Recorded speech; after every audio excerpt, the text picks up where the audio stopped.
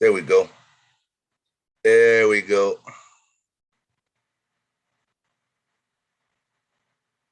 There we go. Anyway, man, I'm telling you, this technical stuff be kicking my butt. I am so serious. Let me get back and get some of this stuff off of my screen. Got it. All right. Now I got a recording playing in the background.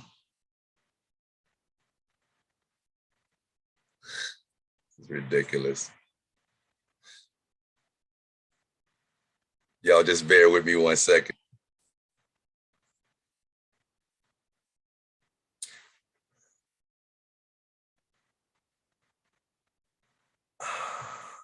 There we go. That's what I'm looking for right there. There we go. All right, so let's do this.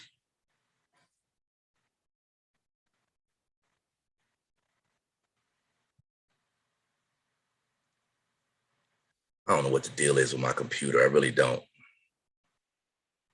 All right, I can't start until I hear some confirmation that you guys can hear me and you guys can see me. Strawberry 32 says, hello, fam. Laz F. Diz is here. Well, these are comments you guys left a few minutes ago, but somebody give me a thumbs up. Let me know you guys can hear me. I got to make sure you can hear me. It don't look like you guys can hear me. On my screen, it says recording and it says live on custom live streaming service. So I should be live, but I'm not sure if I am or not. So if you're watching this on the replay, just bear with us for a few seconds because I am still trying to make sure that I'm live like I should be. For some reason, I'm not sure if I am or not. So just bear with me, family. I don't think I'm live, man, because nobody's letting me know that they can hear me in the chat. I don't think I'm live. I don't think I'm live. This sucks if I'm not. That's the reason why I was late starting the live stream, man, because I couldn't. All right, this should be live now. It should be live now. Yeah, we should be good.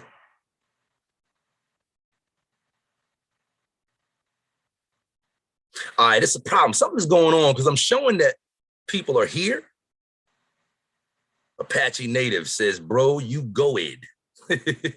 We all got to watch how we spell stuff in these chats, man, and in the comments and stuff. I do it all of the time. Misspell stuff and miscommunicate stuff all the time. But Apache Native says, bro, you good. Montana Trailer Trash. What a name. Hear you loud and clear, sir. Love your channel. Thank you, Montana Trailer Trash. I appreciate that comment. I was about to say I love your name as well, but I don't know if that would be taken as a compliment or an insult, right? So, but I definitely appreciate you being here. All right, so I think we're all good now. So here's what we're gonna do today, family. I got a little while to hang out with you guys. I got a little while to discuss some things with you guys, and I got a little while to answer you guys' questions. Ty Murray says, I can hear and see you. Great. I appreciate you guys for letting me know that, right? Would hate to do this whole thing and nobody can hear me, right?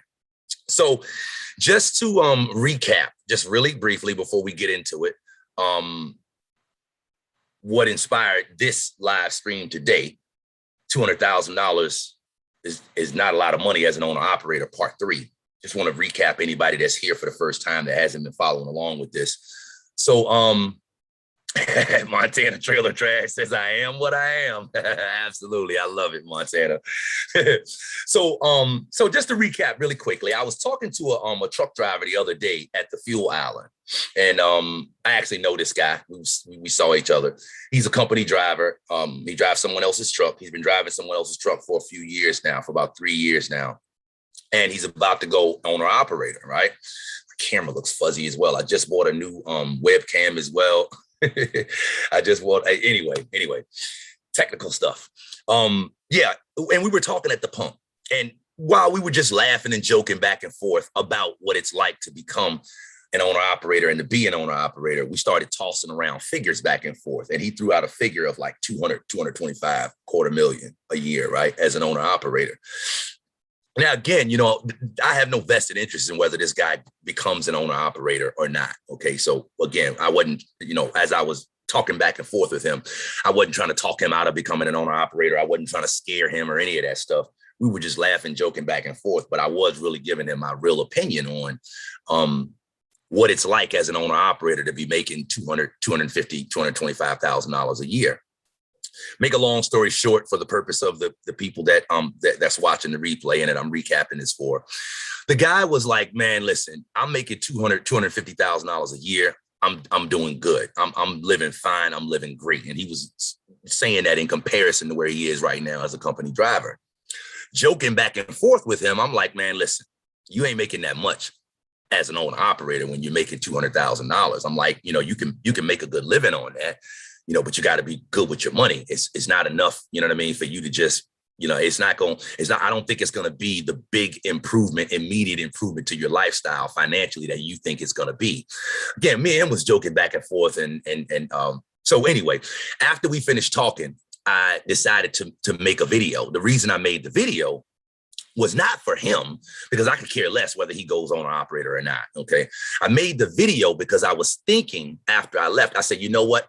It's a lot of people that are looking at getting in trucking that probably think the same way that he does, that $250,000 as an owner operator is a whole lot of money. And it's really going to change their life. So that's why I decided to record that video. Okay. And I'm gonna get into all of this in this video, in this live stream right now, but that's why I decided to record that video. And my main message in that video, or the main takeaway, I'll say, I believe for anybody viewing that video, should have been that as an owner operator, you gotta handle your money correctly. You can make more money as an owner operator, but you can't make enough to be stupid with. And also being an owner operator is a long-term play. It's like a lot of people believe that you can come in and like right away, you're going to start making money. And it's possible that you could come in right away and start making money as an owner operator, but it's just different because there are expenses and there are responsibilities. I've said this before in my videos. You as the owner operator are responsible for everything. You're responsible for everything. And it costs you when you don't take responsibility for stuff as an owner operator. Okay. So that's the reason why I made that video. And that's what I feel should be some of the big takeaways for you, the viewer. Well, in the comment section of that video, a flood of really, really interesting, good conversational comments came in. And I've been so busy this past week. I uploaded that video Sunday or Monday, I believe. But I've been so busy this past week that I really haven't had a lot of time to respond to those comments, to look into those comments. But every time I glance at them for 2 or 3 minutes, I'm like, wow, this is a good comment. And either the comment is something where the person is agreeing with what I'm saying in that video, or the person is disagreeing with what I'm saying, but it's great. It's great to converse about. It's like, okay, this right here deserves a conversation. So there were a lot of good comments in there. And what I want to do in this video is basically just break down some of the comments. I want to, while we're on live, I'm going to pull up these comments right here on my phone, and we're going to go through them. Any ones that I feel like needs further explanation, we're going to go through them. We're going to break them down. If you guys have any questions about the comments that I'm going to be breaking down, I haven't really looked at most of these comments yet, like I already said. So you and I are going through this real time together. But if you guys got questions on any of the comments that I find myself going through on that video, just you can post your comments right here in the live chat, and obviously I will see them. So yeah, that's what we're going to go through. So I'm excited about this. I think we're going to have some fun because I think there's a lot of good comments in there to go through, and as we're going through them, there'll be questions that pop up in your mind in regards to the comment. You'll be able to ask it right here in the chat, and maybe myself or somebody else is here. We'll be able to get you some information. So with that being said, I got a little while. I want to engage with you guys, and let's roll with it. Y'all game for that? Let me know if y'all game for that. I see you got a few people here watching. If you're game for that, that sound cool with you. If you got a little bit to hang out, you might have some questions to post. Let's go. Post it in the chat. Let's go. Say, let's go. Helpful trucker. Damn it, you was late. And you taking too long to get to the content. So let me see it in the chat. Let's go, helpful trucker. All right. So let me share my screen. That'd probably be the best way to do this. All right, we're going to share the screen. We're going to share. And then I'm going to go to, let me move this out of the way. I think I can move this whole thing, this whole bar. Yeah, boom. All right. And I'm guessing, yeah, you guys can see my screen. So let me go open up that video.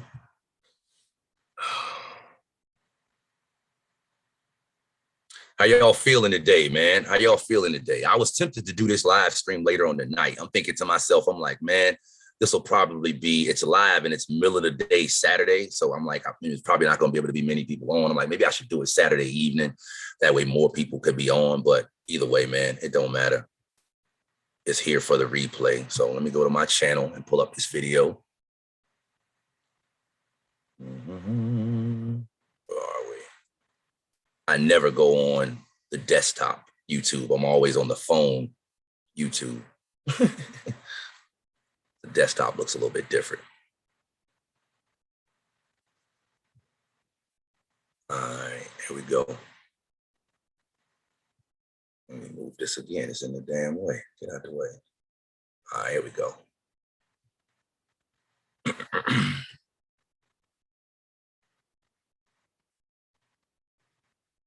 And here is part one right here. So let's go straight to the comments. Boom, here we go.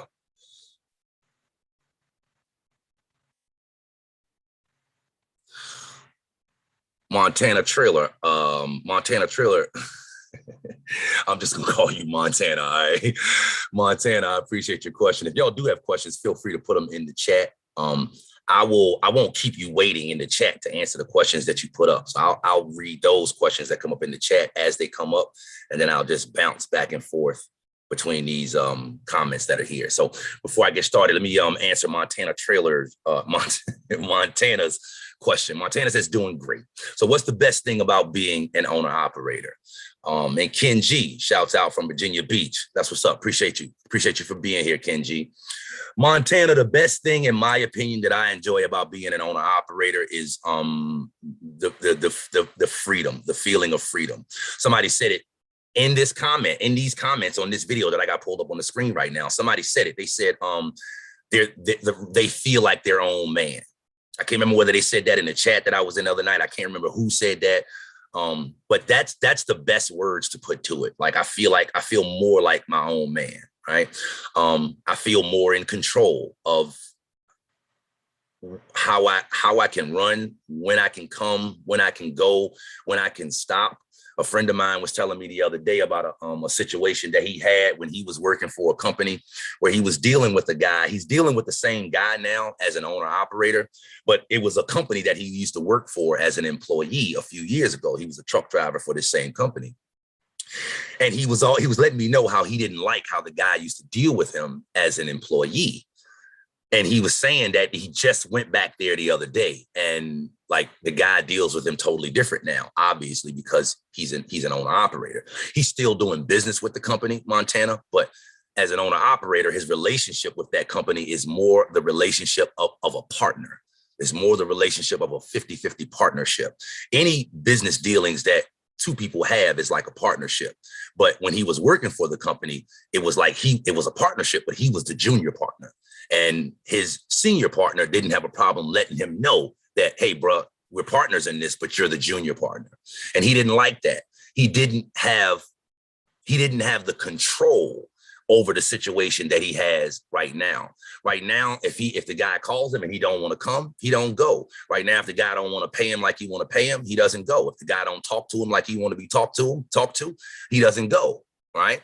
So it's the control factor. And I've said that before. And he was saying this guy I was talking to agreed with me. It's less about the money than it is about the control. Bottom line, man, entrepreneurs, owner operators value being in control. They value having the choice to pursue opportunity and freedom. And those are a different set of values than people that value safety, security, and predictability. Those are two different sets of people and two different sets of values. And there's nothing wrong with being either individual. It's just that the last thing you want to be is an individual that values security, safety, and predictability, but you think you want to go owner operator. Those type, or you think you want to open up your own business or become an entrepreneur. Those people are the type of people, in my opinion, that start their own business and then, or become an owner operator. And they're like, man, this ain't all it's cracked up to be. I think I want to go back. Right. It's nothing wrong with either person. Again, it's just what an individual values. And before you start any business, you need to know what you value. You need to know what's important to you. Right. And so if safety, security, and predictability is what's valuable to you over the pursuit of freedom, opportunity, and control, then, you know what I mean? That's the type of person that I would say you might want to double check whether being an owner operator is for you or not. So that's what I love most about being an owner operator. I love being able to pursue freedom and opportunity, and I love the feeling of being in control. This past week, I worked hard or not as hard as I wanted to every day. As a company driver, I wouldn't be able to do that. I got to do the work that they tell me to do.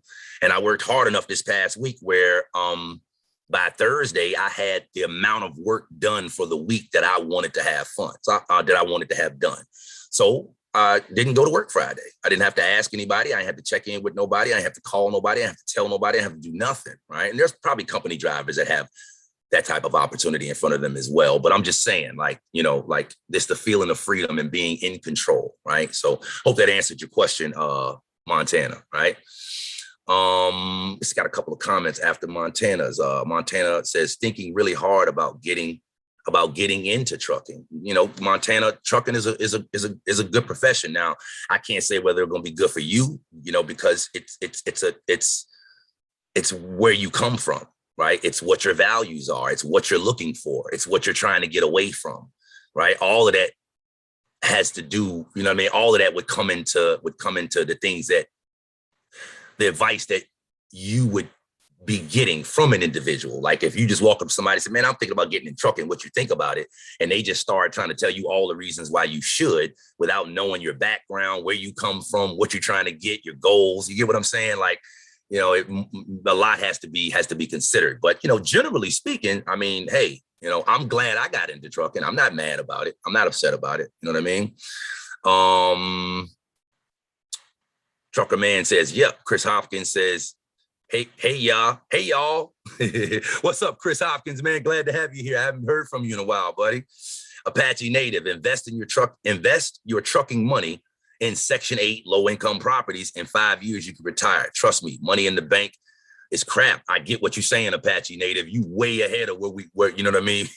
You way ahead of it, because I'm definitely wanting to get into that aspect of it. Because to me, it's not about chasing the dollar. It's not about, you know what I mean? It's about doing the right things with your money.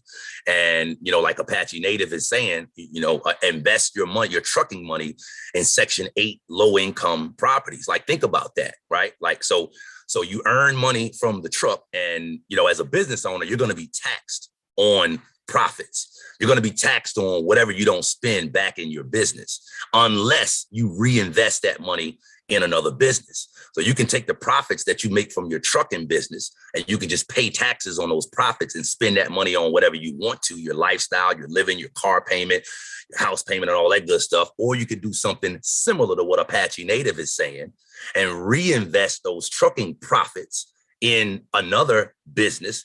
Now you're eliminating your tax bill.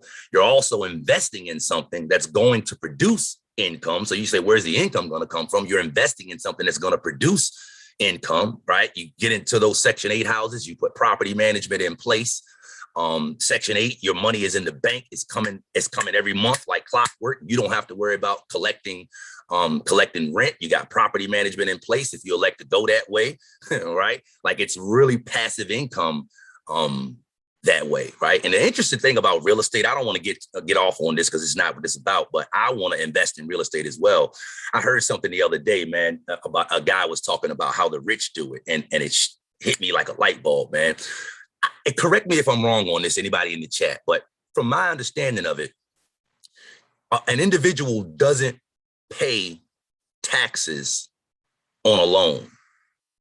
Now, I know that sounds like I'm off track, but I'm not. I'm going somewhere with this.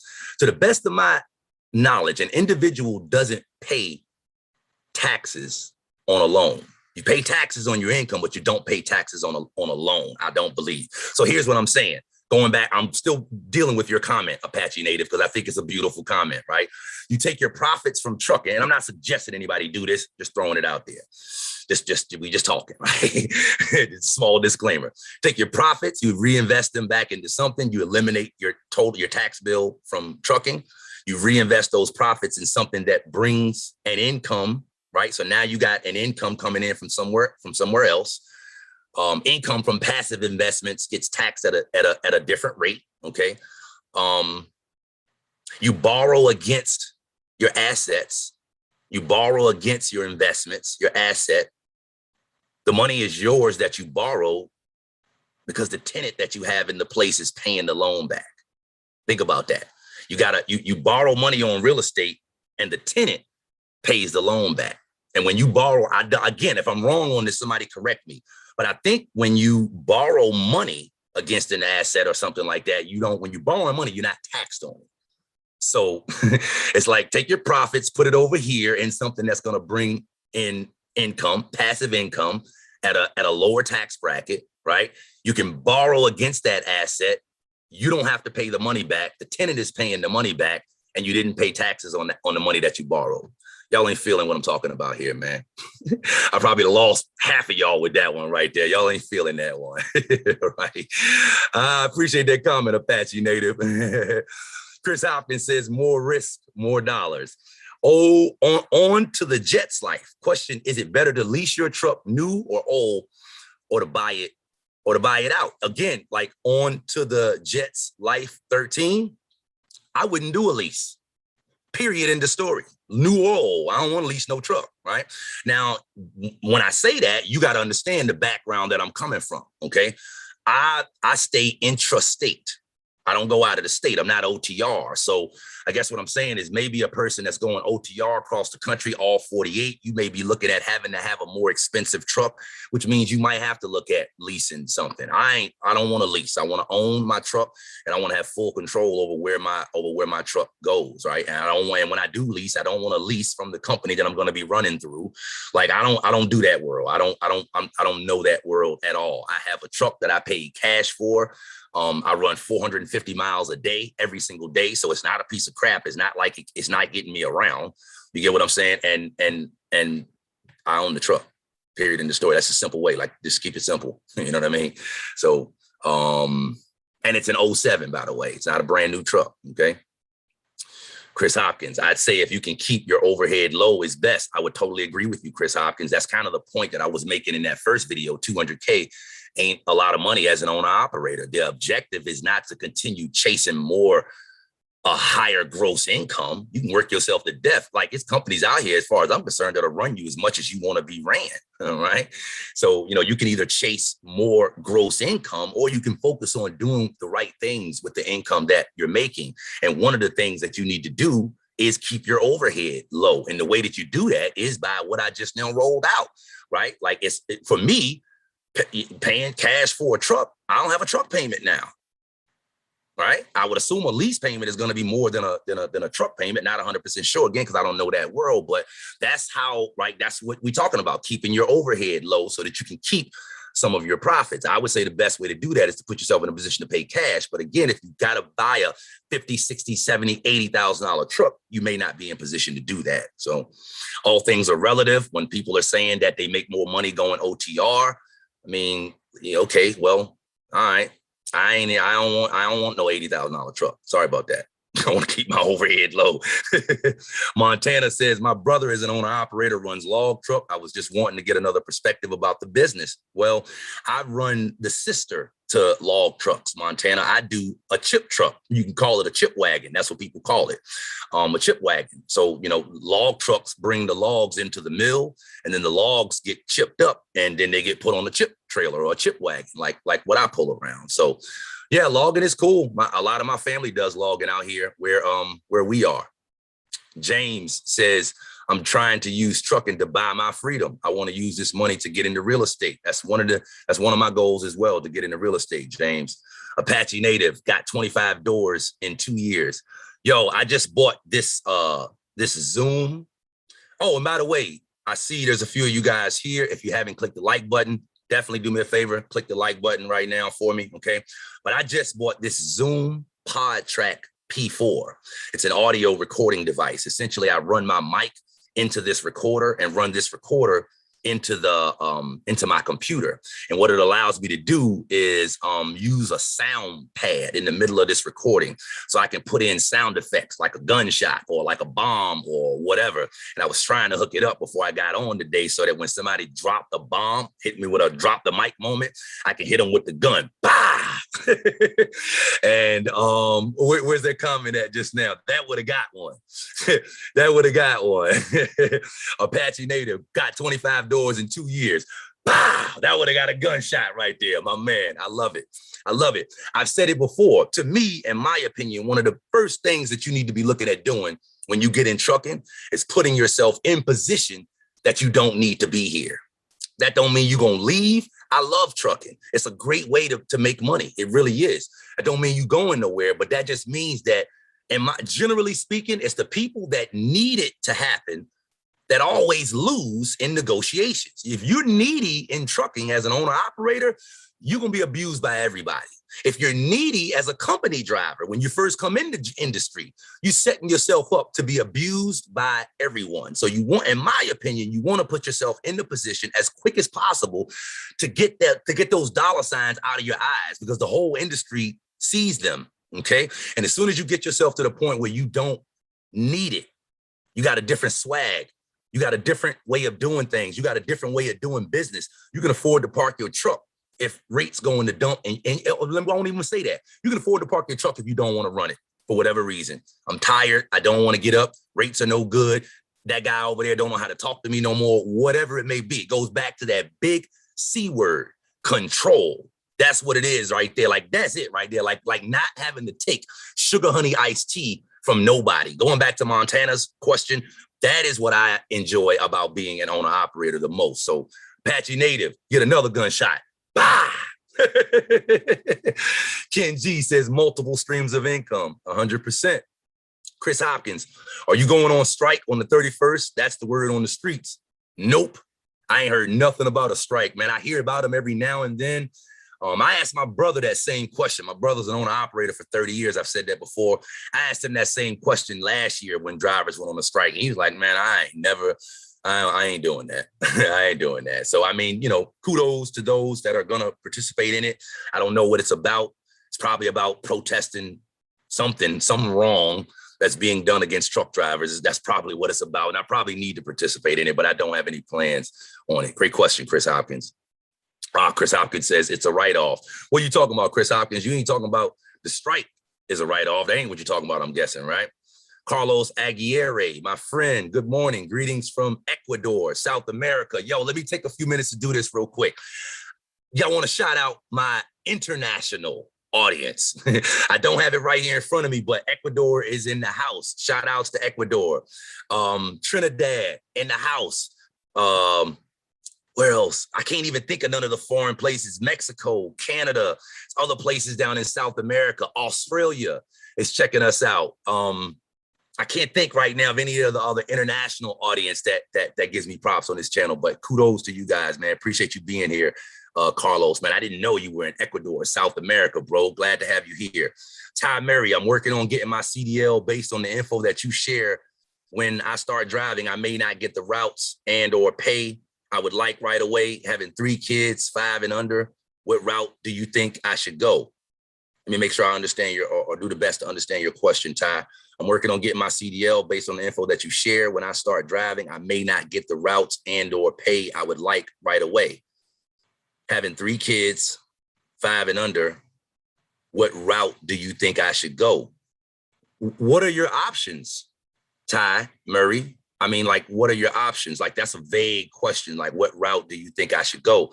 In my opinion, just right off the top of my head, I got young children. That's the reason why I won't go OTR, because I have young children. You know what I mean? So If you planning on going OTR with 3 kids, 5 and under, that's a different, you know what I mean? Like, let me know, like, what's your options? What's your options? Ty Murray, owner, operator, or stick with the company. You already did. Depends on how, it depends, man. It depends. There's nothing wrong with sticking with a company. There's nothing wrong with not branching out to become an owner operator. It's nothing wrong with not doing that. I mean, if you feel like you got the cojones for it, if you feel like you can pull it off, fine. But if you put in your family and your you know what I mean, your personal financial situation with your family, if you're putting that in jeopardy to go out on a branch and start on your own, I can't, I don't know. I don't feel comfortable even telling you which way you should go. I just don't know enough about your situation. How's your money situation, right? If money is tight, you know what I mean? It's a sink or swim type of situation. If you was on your own, I say go for it. If you got family, if you got people to support, if you're the sole provider in your household, all of that, you got to take all of that into account. You know what I mean? You really do. So I can't really, I need to know more to talk on that more. I really do. Okay. Let me see what we got here. All right, boom. Let me get to, oh, you know, I only got a few more. Let me read them. TBE Trucking says, I've been leveraging my credit for a year now. I'm about to cash out on a truck this week. Video coming. That's what's up, TBE. On to the Jets Life 13. Thanks. I'll keep that in mind. I just got into trucking and I'm local. So I was just weighing my options. Gotcha, man. Chris Hopkins. Yes, you're creating your value. Absolutely. Apache Native. That's right, brother. I work 4 days a week, staying local when I want, 100%. Now that's got to be nice. That's got to be nice. If he ain't selling wolf tickets, if Apache Native ain't selling wolf tickets, because we all know people do that, and I'm not saying that you are Apache, but if that's real, I'm local. I'm working 4 days a week. I'm never far away from home. I got several rental units. I got enough rental and passive income coming in to take care of my lifestyle. Like, that's what it is right there. Another gunshot. Bah! 100%. All right, boom. Let me go through some of these comments that's on this video. Let me get to this. And again, as I'm discussing these comments, if you guys got anything on them, just put your response in the chat, right? So let me see which ones I can find. Brad Blunt. I'm gonna check these off as I'm going through it. See, if you don't invest and don't do nothing with your money, then of course it wouldn't sound a lot. It wouldn't sound like a lot. Correct investments, living below your means, it's still a lot. Also, wouldn't you be able to claim your gas and get that back at the end of the year? I can't quite understand this. I'm working with it. Like I said, it's all about the person and how they use their money. This breakdown is a little flawed. Okay, cool. Let's talk about it. Brad Blunt. Let me read it again. I love these types of comments because we can dig into it a little bit. See, if you don't invest and don't do nothing with your money, then of course it wouldn't sound like a lot. I think that's what he's saying. That's my point. That was the point that I was making in that video. Correct investments, living below your means, it's still a lot. Okay, so I'm not 100% sure what he's saying, but I think I know what he's saying. And that is the point that I was making in that video. $200,000 as an owner operator is not a lot of money. What that means is you need to be smart with that money. And I would agree with what he's saying right here. If you just be foolish with your money, if your only source of bringing in money is you driving that truck, and you're not investing in other ways to be able to make money other than you driving that truck, only thing you're spending your trucking income and profits on is your mortgage, right? Or your car payment or your cable bill or that personal stuff, then you're 100% right. 200,000, like you're always still going to be living paycheck to paycheck as an owner operator, okay? But if you're wise with your money and you do the right things with it, Apache Native brought up some things that we can do with our money, and you give it some time. You give it 2 to 5 years of making $250 as an owner operator, and you're doing the right thing with your money year in and year out. After a few years, and Apache Native said that actually, after a few years, then what you've been investing is planting seeds. And after you plant seeds, they begin to grow. So I actually would agree. Brad Blunt is saying that the breakdown is a little flawed, but I don't see how. It is all about the individual and how they use their money. Again, the takeaway that the viewer should have gotten from that video is when I go on an operator, I got to be smart with my money, because chances are I'm not going to make enough to get rich in the first 2 years, 3 years, or 5 years. I got to be smart with the money that I make. That was the whole point of that video. So, yeah, you got to be smart with your money. R. Merez, let's go to another comment. I was thinking about going the lease route so I wouldn't have to worry about maintenance since it would be included. I need more info on that though. Again, I wouldn't, you know what I mean? I don't go on the maintenance route, or excuse me, on the lease route, because it's a whole different world of expenses. I mean, I'm one of those guys in my personal life. I'd rather just pay for it. I'd rather just pay cash for it. I think you could say that's a pretty consistent trait. That's been a consistent trait with most of the entrepreneurs that I've dealt with in my life. They're either paying cash, or if they are financing, they're paying something off extremely quick. And if they are financing, a lot of the times they're only financing something that will make them more money. A lot of the times we're financing things that don't make us more money. But if you're financing something that makes you more money, that's the thing. But I'm one of those guys in my personal life. I'd rather just pay cash and be done with it, 100%, right? Flip over, I saw a couple of comments come up here. Nico, the first gen trucker, keep them videos coming. It's much appreciated, my brother, 100%, Nico. Give me a like if you haven't already, big bro. Matthew Brees, I plan on joining the Marines once I graduate and become a motor transport operator. And once I get out, probably drive trucks. Cool beans. David Martin, if you find the right company that gives you what you're looking for, typically small to medium companies treat drivers better. I've heard the exact same thing. David Martin, myself. Go. Hey, what's a good way to set up for 401k retirement for an owner operator? So when you say, you don't mean 401k, you mean what's a good way to set up your retirement accounts? Again, that's a personal thing, man. You know what I mean? Like my investment choice, my risk-free retirement is through life insurance. I invest in indexed life insurance. So, you know what I mean? But you know, I had to get educated for a long time on that before I felt comfortable putting my savings, or before I felt comfortable starting one of those policies and investing in one. Okay. But that's what I go with. I don't like dealing with financial products that I don't understand. And that is a product, the indexed universal life policies. That's a product that it took me a while to understand it. But once I understood the benefits of it, once I understood the low risk of it, once I understood it, I'm like, hey, this is where I want to stick my money at. Right. So, and also, you know, so for me, it looks like invest in your business, invest your profits in your business, invest your profits in things that make you money. And those things that make you money, I want to put that money away on a long-term basis. And that money for me goes into indexed universal life policies. So I don't know if that helps you out or not, but that is my financial tool of choice. All right. See what we got here. David Martin says the amount of money a person needs to make is based upon the lifestyle you want to live. I would agree. Me as a man, as an entrepreneur for my whole life, I already know how to not live on a little or on a lot. I already know how to do that. You know what I mean? A lot of people that have been company drivers or that have been working for people their whole life, you guys are used to splurging. You guys are used to getting your check and saying, this check is mine. This whole thing is mine. Not all of you guys, obviously, but there are those that as an employee, that get their check and the check is gone before the next payday comes up. That's bad spending habits. You say, nah, that's because I don't make enough. No, that's bad spending habits. That's exactly what it is. That's the point of me making that video. 200,000 ain't much as an owner operator. Because if you think your problem is you ain't making enough, you're gonna be chasing dollars. You're gonna be chasing around a dollar. And then when you go on an operator, it's like, damn, this still ain't no money. The problem is not how much is coming in. The problem is your economy.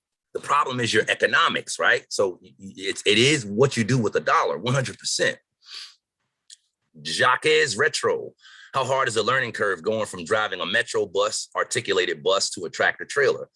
Jacques Retro, I really appreciate your question, but how in the hell would I know the answer to that? I ain't never drove a bus, big bro. I wouldn't know that learning curve. I would assume my first answer right off the top, because I want to give you something. I appreciate you putting the question in the chat, but it's going to be a learning curve. I don't care where you come from. in trucking. It's going to be a learning curve. And one of the reasons it's going to be a learning curve is because it's more to trucking than just driving the truck. And I know it's more to driving a bus than just driving the bus as well. I know that, and you probably know that as well, but it's more to driving a truck than just driving a truck. So I can't say how steep the learning curve will be for you because I don't know your background. Don't know if you drove bus for a year, 2 years, or 30 years. I'm not sure all of that's relevant. You get what I'm saying? But I would say it's going to be a learning curve. Yeah, definitely, because there is a lot more to driving a truck than just driving the truck, 100%. I hope that helped you out somewhat, man. Apache native, going OTR, making 250,000. If you stay local and make 150,000, you end up with same. Got to be smart. I would agree. I would totally agree with you. Chris Hopkins, what has been the biggest expenses that you didn't see coming? Excuse me. Biggest expenses I ain't see coming, Chris Hopkins, was overweight and out of state. That's the biggest expense that I didn't see coming. Being overweight and out of state. And if you didn't see that video, that is the title of it.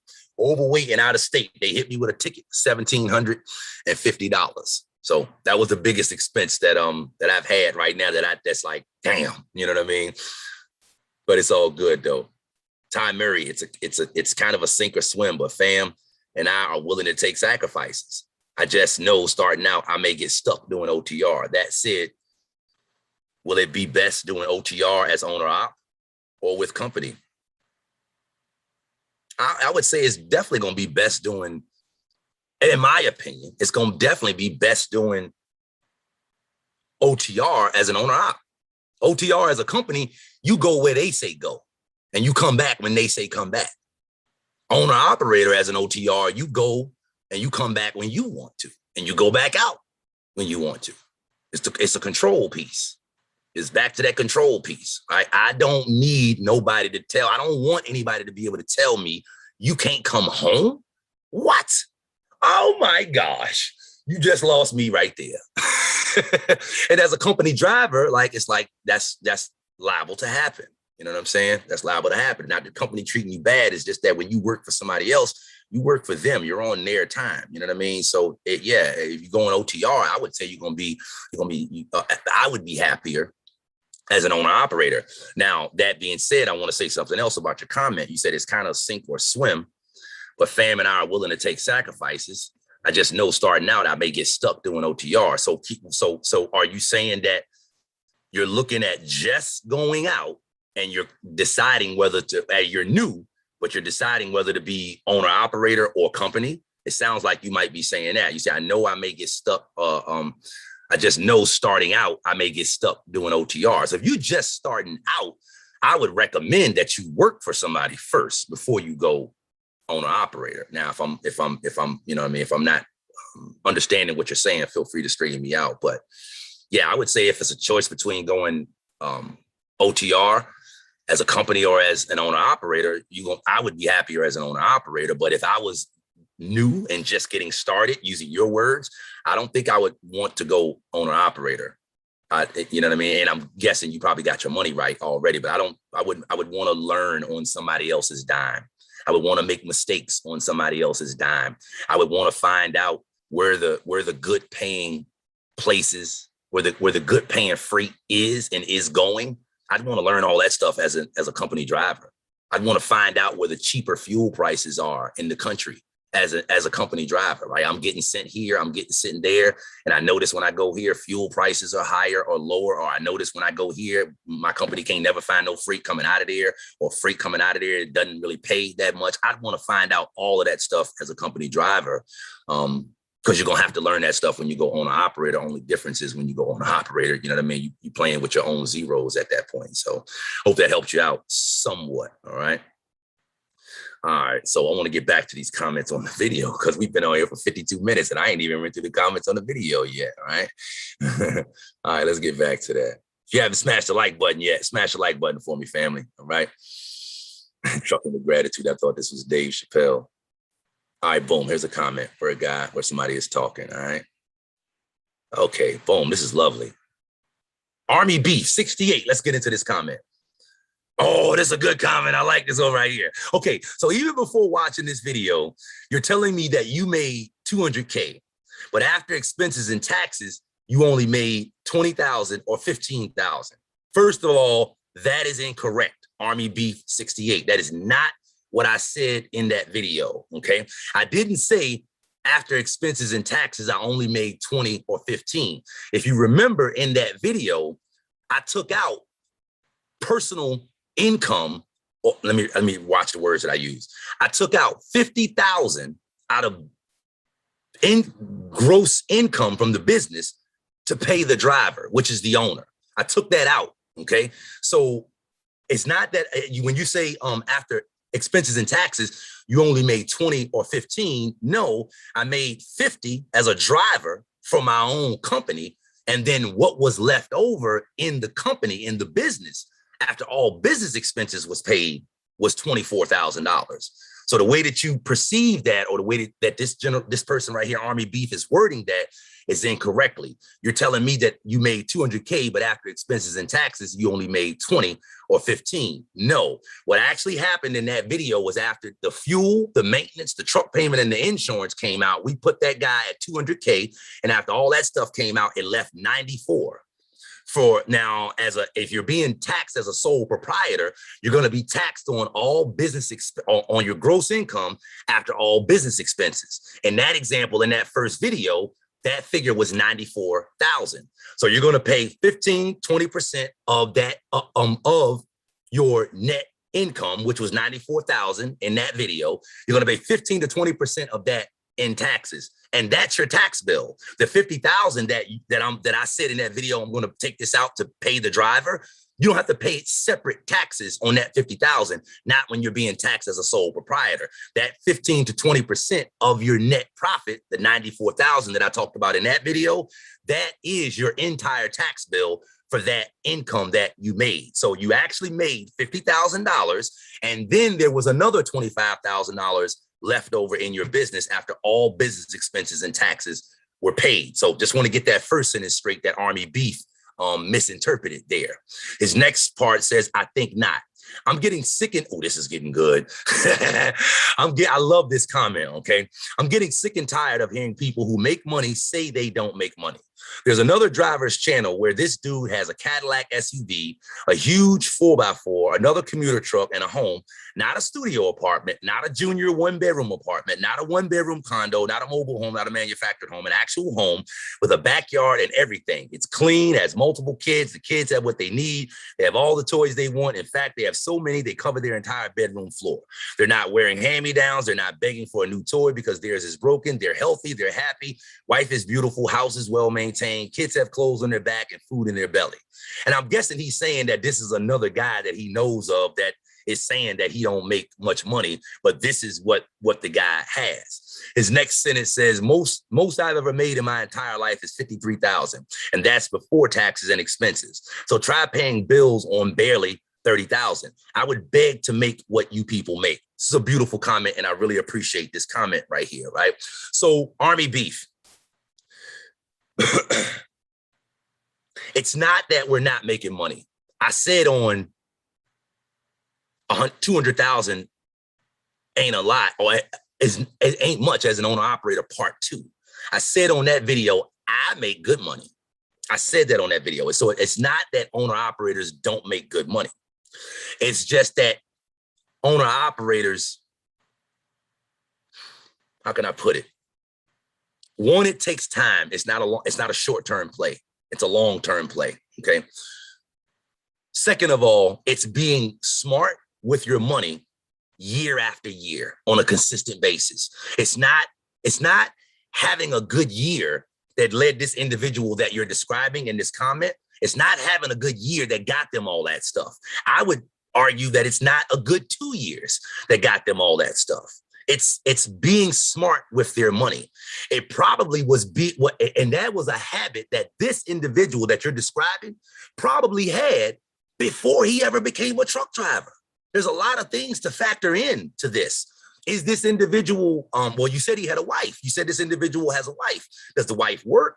right? Or is she bringing income into the house? Because if you're an entrepreneur and you're an owner operator and you're making 200,000 and you're the only breadwinner in your house, as opposed to you're an owner operator and you're bringing in 200,000 gross and you got a wife that's also making 75,000 a year on a job and you can get insurance through her, it's a whole different story.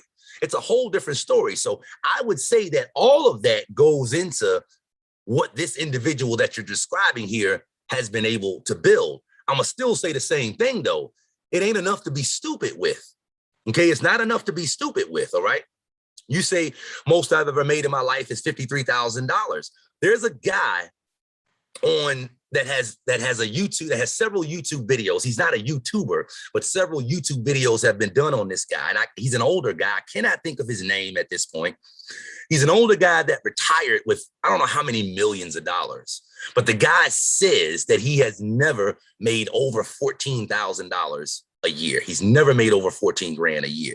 Yet it was able to, and I think the figure was like 70 million that this guy was able to retire with. I don't know about you, Army Beef, but I have heard plenty of stories of people that don't make a lot that are able to accumulate a lot.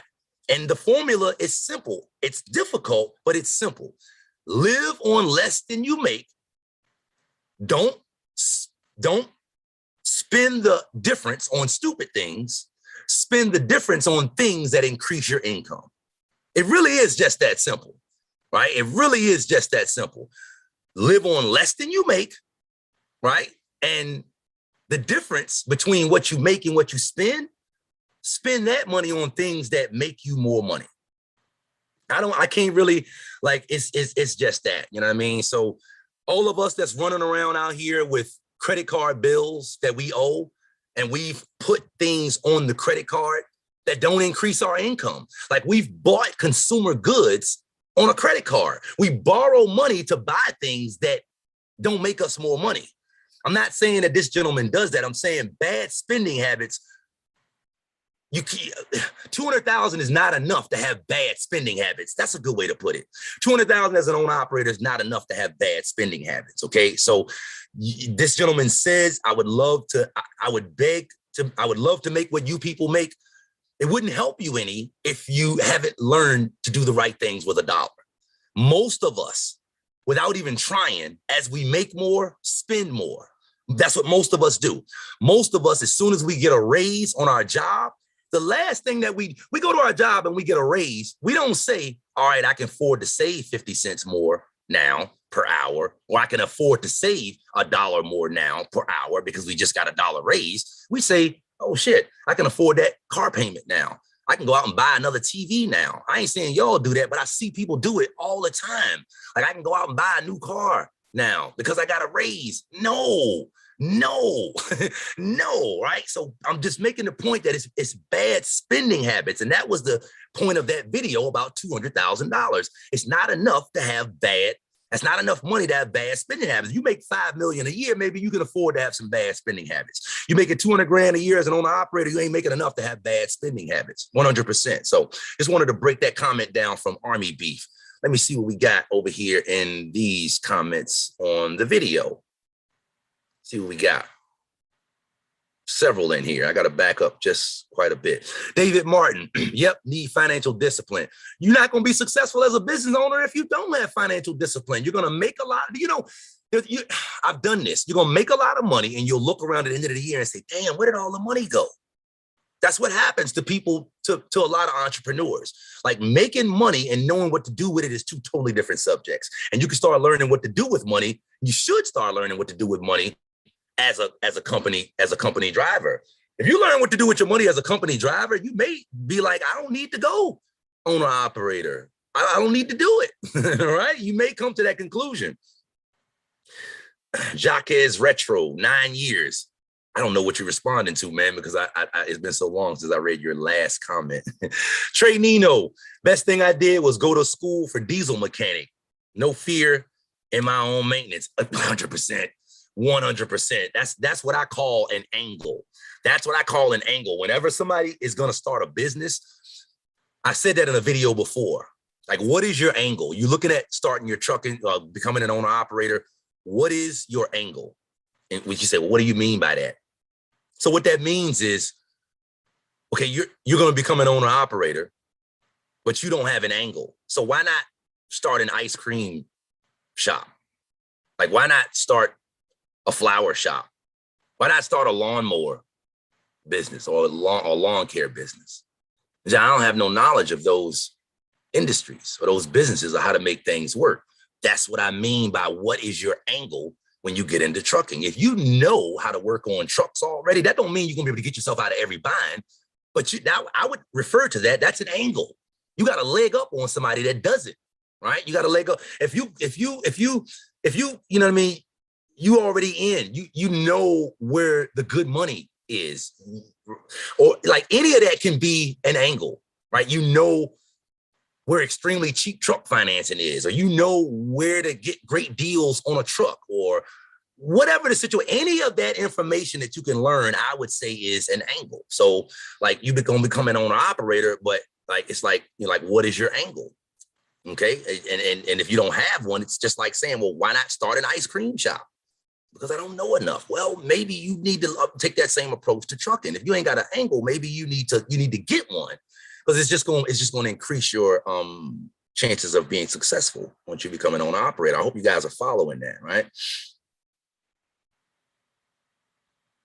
Chris Hopkins says, damn, Zozo, do I need to have my license a full year before a company gives me training for my CDL? Or can I get my CDL now? I'm assuming you're talking about your regular driver's license, Zozo. And if you are, do I need to have my regular driver's license a full year before a company gives me training for my CDL? Or can I get my CDL now without having your driver's license a full year? I'm not sure. I'm not sure about that. I don't know, Zoe. That's a good question, but I don't know. I'm assuming you've Googled that already. And if you haven't, like type that same question into Google and see what comes up. Nothing may come up, but it may, some relevant information may come up. But I'm assuming you probably already did that. But I don't know. I'll be honest with you, man. Zozo says, anybody know? I'm trying to get my CDL. Everybody knows that. Post that in the comments. Trey Nino, did you just get your regular driver's license? Trey Nino is responding back to you, Zozo.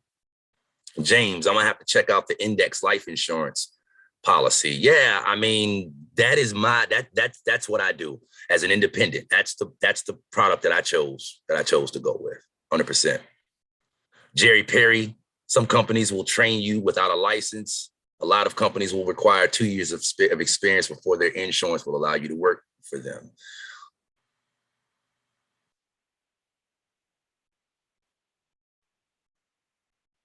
Okay, all right, Tom Mary.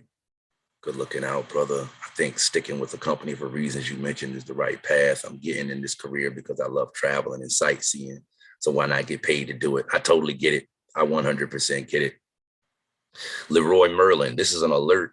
Diapers on sale for long haul drivers at thirsty stores. Hurry up before they are gone.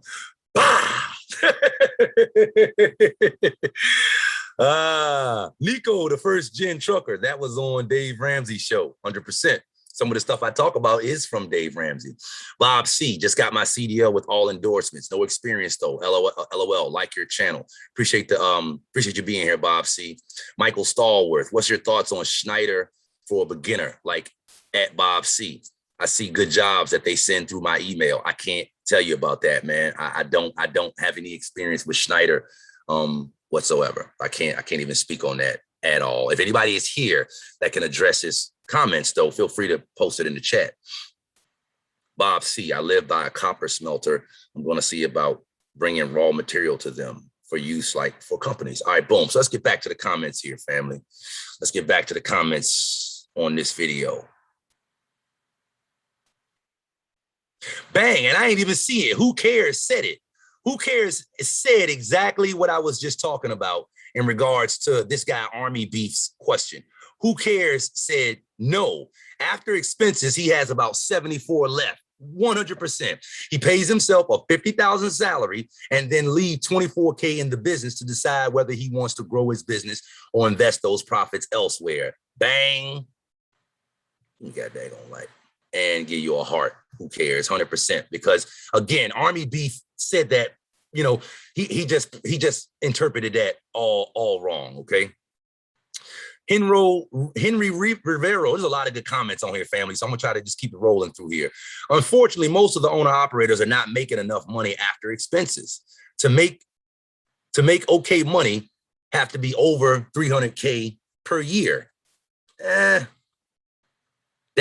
is dependent upon, I think that kind of goes back to the comment that somebody said earlier about how much you want to make or need to make has a lot to do with the lifestyle that you want to live.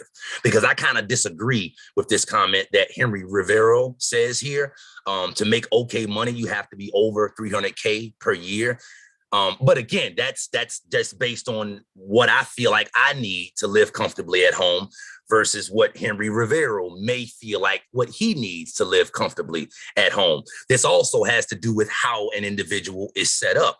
I'm local and I got a $10,000 truck with no truck payment. Henry Rivero may be an OTR trucker with a $100,000 truck with a $2,500 truck payment. He needs to make more money than I do. So all of those things are relevant. Okay. So I agree with what he's saying, but for me, my figure is not 300,000. You know what I mean? Unfortunately, most owner operators are not making enough money after expenses. I can't say I agree with that because I don't know. I just don't know that. All of the owner operators I know that I associate with in my world, they don't seem like I'm struggling the most out of all the owner operators that I know. Out of all of the owner operators that I know, I'm struggling more than all of them. And that's because I just became an owner operator a few months ago. But all of the rest of them that I know, I mean, they ain't rolling in the dough, but they all appear to be doing just fine. And most of them, the ones that I'm thinking about right now, I'm questioning whether they're over 300,000 or not. So you know what I mean? Like learn how to spend your money. Stop spending money on stupid stuff. Stop buying stuff on credit, because you're only when you buy stuff on credit, you're promising somebody money from efforts that you haven't even put out yet. You're promising somebody the fruits of labor that you haven't even done yet. I'm gonna make this payment for the next 5 years. You're promising someone the fruits of your labor and you haven't even put the labor in yet. You're selling your future. These are the things that will keep you thinking, man, I gotta make $400,000 as an owner operator just to live. Maybe you do, depending on where you live, but maybe you don't. Like, you just got to be smart with a dollar. I'm gonna say it again, right? Can't go around buying all kind of stuff. You can't go around buying stupid stuff. Truckers are notorious for doing this. I did this for years as a salesman. I'm making money. I got plenty of money in my account. I'm working hard as hell. When I see something I want to buy, I ain't questioning it. I'm buying it. Why? Because I feel like I work hard enough to buy what I want. Truck drivers feel like they work hard enough to buy what they want. I heard them say it before. So when they go on the lot and they see that new Hellcat or that new Charger, or they walk at the store and they see that new watch, it's like, yo, I'm buying it. You know what I mean? Like, straight up, like, I worked my ass off for the past 90 days. I'm buying it. And those are just some silly examples, but these are the things that people do. And it's like, pretty soon you got all of these bills and all of these payments, and it's one person bringing in the income, or one source of income. In other words, one company owes you. You got one check coming in. You owe 50 people, and one person owe you. That ain't no way to live. That ain't no way to live right there. Okay, let's move on to another comment. Great video, brother. I hope you guys are enjoying this. I hope you guys are appreciating this. Okay, if you are, let me know down in the chat. Let me know how I'm doing. I get nervous as hell on these live streams sometimes. I'm gonna be honest with y'all. Let me know how I'm doing so far. Am I okay? Am I stuttering too much? Right? Am I talking too much or not about the right things? Let me know, family. All right, Robert Rodriguez says, I'm thinking the guys was thinking 200 to 250 a year after all trucking. Look at his comment. I thinking the guys was thinking 200 to 250 a year after all trucking bills are paid. Still unrealistic for your first year.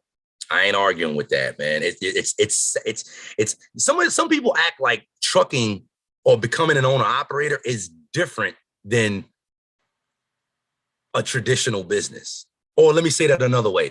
Some people feel like they can ignore the rules of traditional business and still do good as an owner operator. What am I saying? A rule of thumb, if you're starting a traditional business, is you're not going to make money for a while. Everybody knows that. Everybody and their mama don't heard that. Yet people come in to trucking and are mad when they don't make money right away. Now, again, I'm making money. I just went on an operator a few months ago. I'm making money. I'm making profit, but I'm not. It's not a thing where it's like, man, I thought I was gonna be making more. My expectations are in check. You know what I'm saying? Like if you understand that when you start your own business, it's gonna be a while before you really start seeing money, before you really start seeing a return, before you really get your profits where you want them to be. You need to come into trucking with that same mindset, right? Most people come into trucking with this expectation and get this. Whereas it's best to come in trucking with this expectation. And then if you happen to get this, it's gravy. It's gravy. But if you happen to start here, where the other guy was saying, it's like, I kind of know I'm gonna get stuck in OTR. Like don't expect the worst, but be prepared for it. Expect the best, but be prepared for the worst, right? Like not being protected and not being prepared for that is unmet expectations. Unrealistic expectations is what leads to unhappiness. It's one of the leading causes for unhappiness, okay?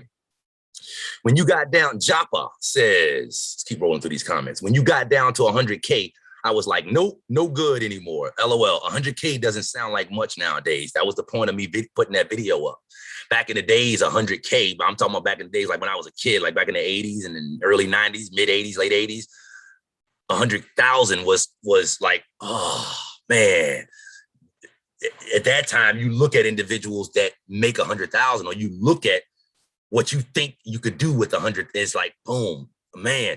Nowadays, to me, that figure is 250.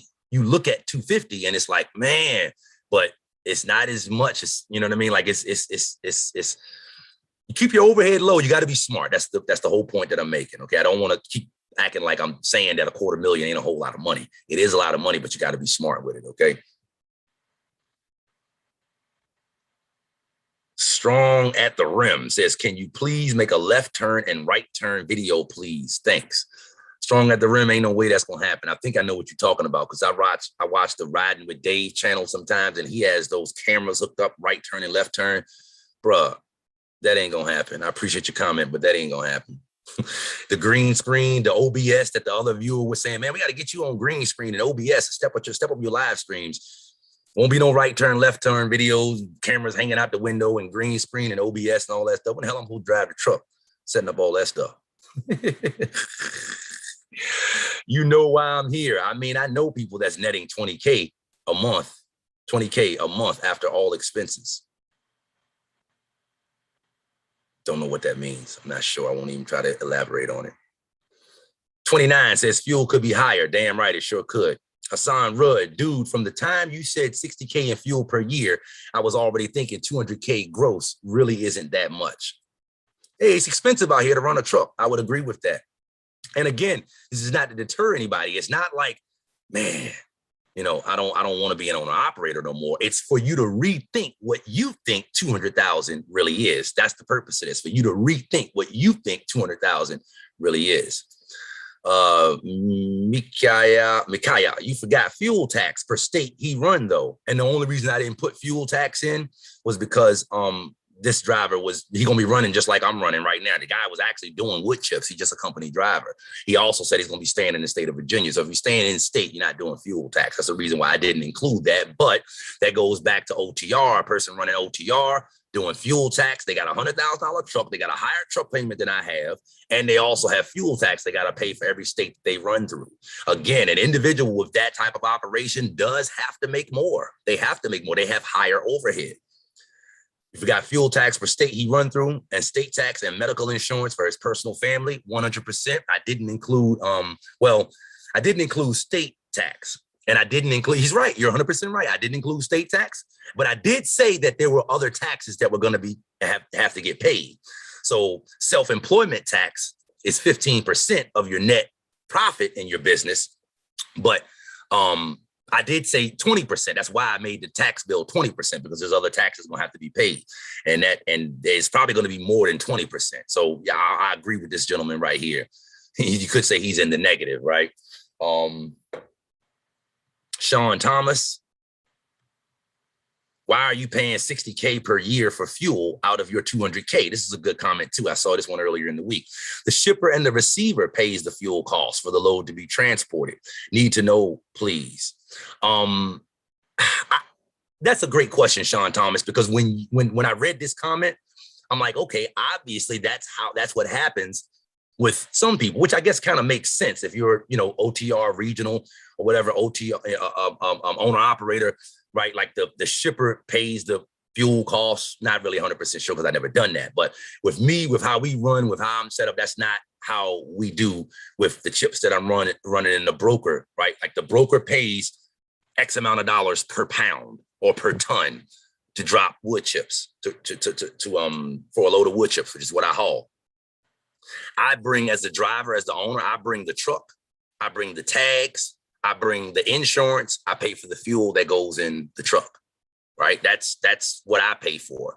The broker that I pull for, he provides me with he doesn't provide me, but he gives me the loads that need to be ran, and he pays me X amount of dollars per ton. That's the extent of our relationship. You know what I mean? It's not, it's his tags. You know what I mean? Like I'm running under his tags or he paying the fuel. No, that's not how we do it. It's real simple. I take care of the truck part. He gives me the loads and he pays me, right? It's a good question though, Sean Thomas. Let me go back to these comments that are here because I don't want to keep you guys waiting because you guys are posting comments real time. I got a few in here. Michael Stallworth, thank you. Chris Hopkins, I heard Prime pays best for company drivers. For anybody listening, for anybody wanting to know. Pamela McGee, hello, I just want to work. I want an automatic, yes or no. Do y'all really wear diapers? I don't wear diapers. Nah, I don't know nothing about that. James, OTR is cool, but it consumes too much of my time. Like you said in your other video, after a while, trucking becomes a routine. I'm at this stage in my life where I don't feel I'm being challenged enough. I get that. Pamela McGee, truck notes are a house notes nightmare. Michael Stallworth, brother always seems like the grass is greener on the other side. Bah, gunshot. Pay attention to that. Are you doing just fine? And you helping a lot of folks with your message? May the Most High God bless you and keep you safe. OTR. Pamela McGee says, so true. Multiple streams of income, not just trucking. Roy Landa Cummings, you're doing great. Thank you, Rolanda. I appreciate that. Because I wonder sometimes, again, I get super nervous. I don't know if it shows, but I do get nervous on live stream. And I get nervous when I'm making my pre-recorded videos as well. I really do. So appreciate that, Roy Landa. Apache native, guy making $700 a day. Local can have more money than a guy making $1,500 OTR. Got to know your spending. Fuel kills on OTR. More maintenance, tires, 100%. OTR is a whole different setup. So when an OTR guy tells me, because I get sometimes they tell me, they're like, I'm making 300,000, 350. I'm mature enough in trucking right now that you can't get me with one number. You can't get me with, I can't be fooled with one number. I make 300,000 a year. Okay, there's more to it than that, right? You OTR or you local? I'm OTR. How many miles a week you doing to do that? I'm doing X amount of miles. You got a truck payment? Yeah, I actually lease. I got you. You leasing through the company that you're running with? Yeah. So that means, that you can't run for anybody you want to? No, but they keep me busy. How busy they kept you last month? Like it was a few days off. Like, it's like the situation just keeps getting worse and worse and worse. You know what I mean? It's like, you can't fool me with that one number thing. You know what I mean? So definitely 100%. Let's see where we were. I keep losing my place here. Quite a few comments on here. Appreciate the comments, family. I really do. Y'all giving me stuff to talk about. All right. Here we go. Let me go.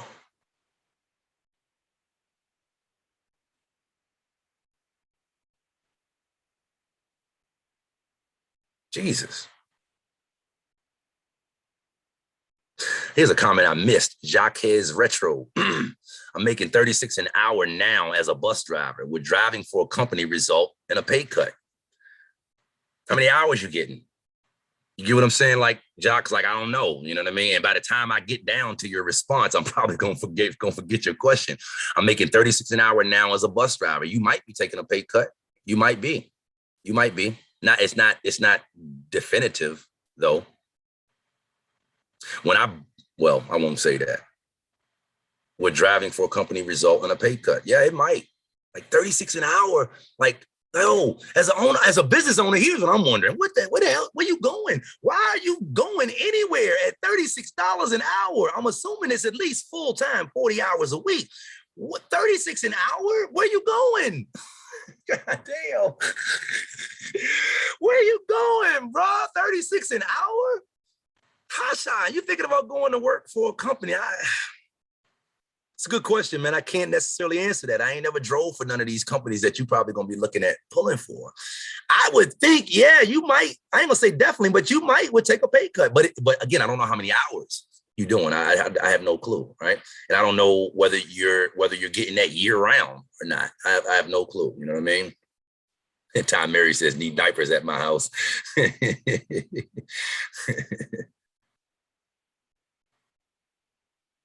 I keep losing my place. Here we go. There we go. Gemini for life, invest, stocks, second startup. Yeah. Be wise with $1. You can invest in stocks. You can invest in anything. Invest in yourself. You can invest in your own knowledge. You can invest in your own skill set. You can buy a book. You can buy a course, right? You can invest in a stock. You can buy a car and flip it. I got a relative that's skilled enough. I don't know if he's still doing this, but he told me like a year ago. He said, man, I go to the auction, buy a truck. I'm good at picking out good trucks from the auction. I go to the auction, I buy a truck, I drive it for 6-8 months, and I sell it for twice as much as I bought it for. It's good complementary skill to have in addition to driving your truck. Like, and he chilling with driving his truck. I mean, that ain't the only way that he making his money. You know what I mean? Nico, the first generation trucker, says, doing great, my brother. I appreciate you. Gemini for life says, get your freight broker license as a combo with your CDLs. That's something else that I've thought about. I won't say I've considered it before, but in thinking of all of the different ways that a person can make more money in trucking, like that's one way that you can do it right there, right? I would assume. I ain't never dug into that, but like I got my CDL and then like start like brokering some freight. There's a lot of diversity in trucking. I like that comment. I appreciate you throwing that in, Gemini, just to get people thinking, right? Just to give people more perspective. Roylanda Cummings, you're right, because a lot of them have a company driver mentality trying to run their trucking business, 100%. James, I also value family time over money. I don't want to look back 40 years over the road and only have trucking on my mind. I've been company or driving for 6 years, company driver, and I'm looking into becoming an owner op. Got you, man. You value family time over money. So that's a good, I would say that is, from my perspective, a company driver at your typical company, you're going to feel like you're in less control of how much time you can spend with your family at the typical company as opposed to driving for yourself. You know what I mean? So yeah. And at the same note, if money is not at the top of the list and you go owner operator, like that individual will be the type of individual that will say, well, you know, how can I work this at the top level, but how can I get this to work if it's down here? I'm probably not saying that the right way. It's just like, I can't put it in the right words. I can't put this in the right words. Like somebody was, here's a good example. Somebody was asking me one time about CDL school. They were asking me about CDL school. And they were talking about, they heard that coming out of CDL school, they could make as little as $400 a week at the company that they're going to train with. And they could be going through that for a while. And because of that, they were considering not even going through the process. They had two things to consider. Either don't go through the process or figure out a way to make their life work on that $400 a week. Fortunately, once he got with the company, he was able to make more than $400 a week. But his mindset was, how can I get this to work on $400 a week? He finagled, he worked some things, he reduced some bills, got some stuff in order where he could make it on $400 a week. if that's what he was going to be making. But then he found himself making more than that out of training. So this is kind of what I'm saying here. It's kind of the same thing. Like, I would want to set myself up. Freight rates go up and down for you OTR guys. You know this already. On you regional guys, freight rates go up and down. Some people get used to living their lifestyle when freight rates are up. It's a huge mistake, because when freight rates go down, now what you gonna do? And you ain't got no control over freight rates, right? So now what you gonna do? Now you're a guy that can't afford to park his truck. I'm not saying that parking your truck is best when freight rates are down, but now you're a guy that you it's like, you know, I gotta go. This is how you end up a slave to the truck. That's kind of, I hope I'm making that point. I hope I'm making that point clear enough. All right. See what we got here. Appreciate your comments, family. Ty Murray, in your driving career, what maintenance do you often across other than your typical repairs like that? What maintenance are you doing other than your typical repairs like tires and oil? And the last, I bought my truck, Ty, in April. Since April, I've done an alternator. I had a battery cable that broke. Truck wouldn't start. One Monday morning when I came to start it up, and it was a battery cable that had broken. Tires, of course, oil change. I just did a front end alignment on my truck and got a tie rod on I went to the shop to get a front end alignment. And when I got there, they were like, yo, your tie rod is loose. You need a new tie rod. So that was maintenance, front end alignment and a tie rod.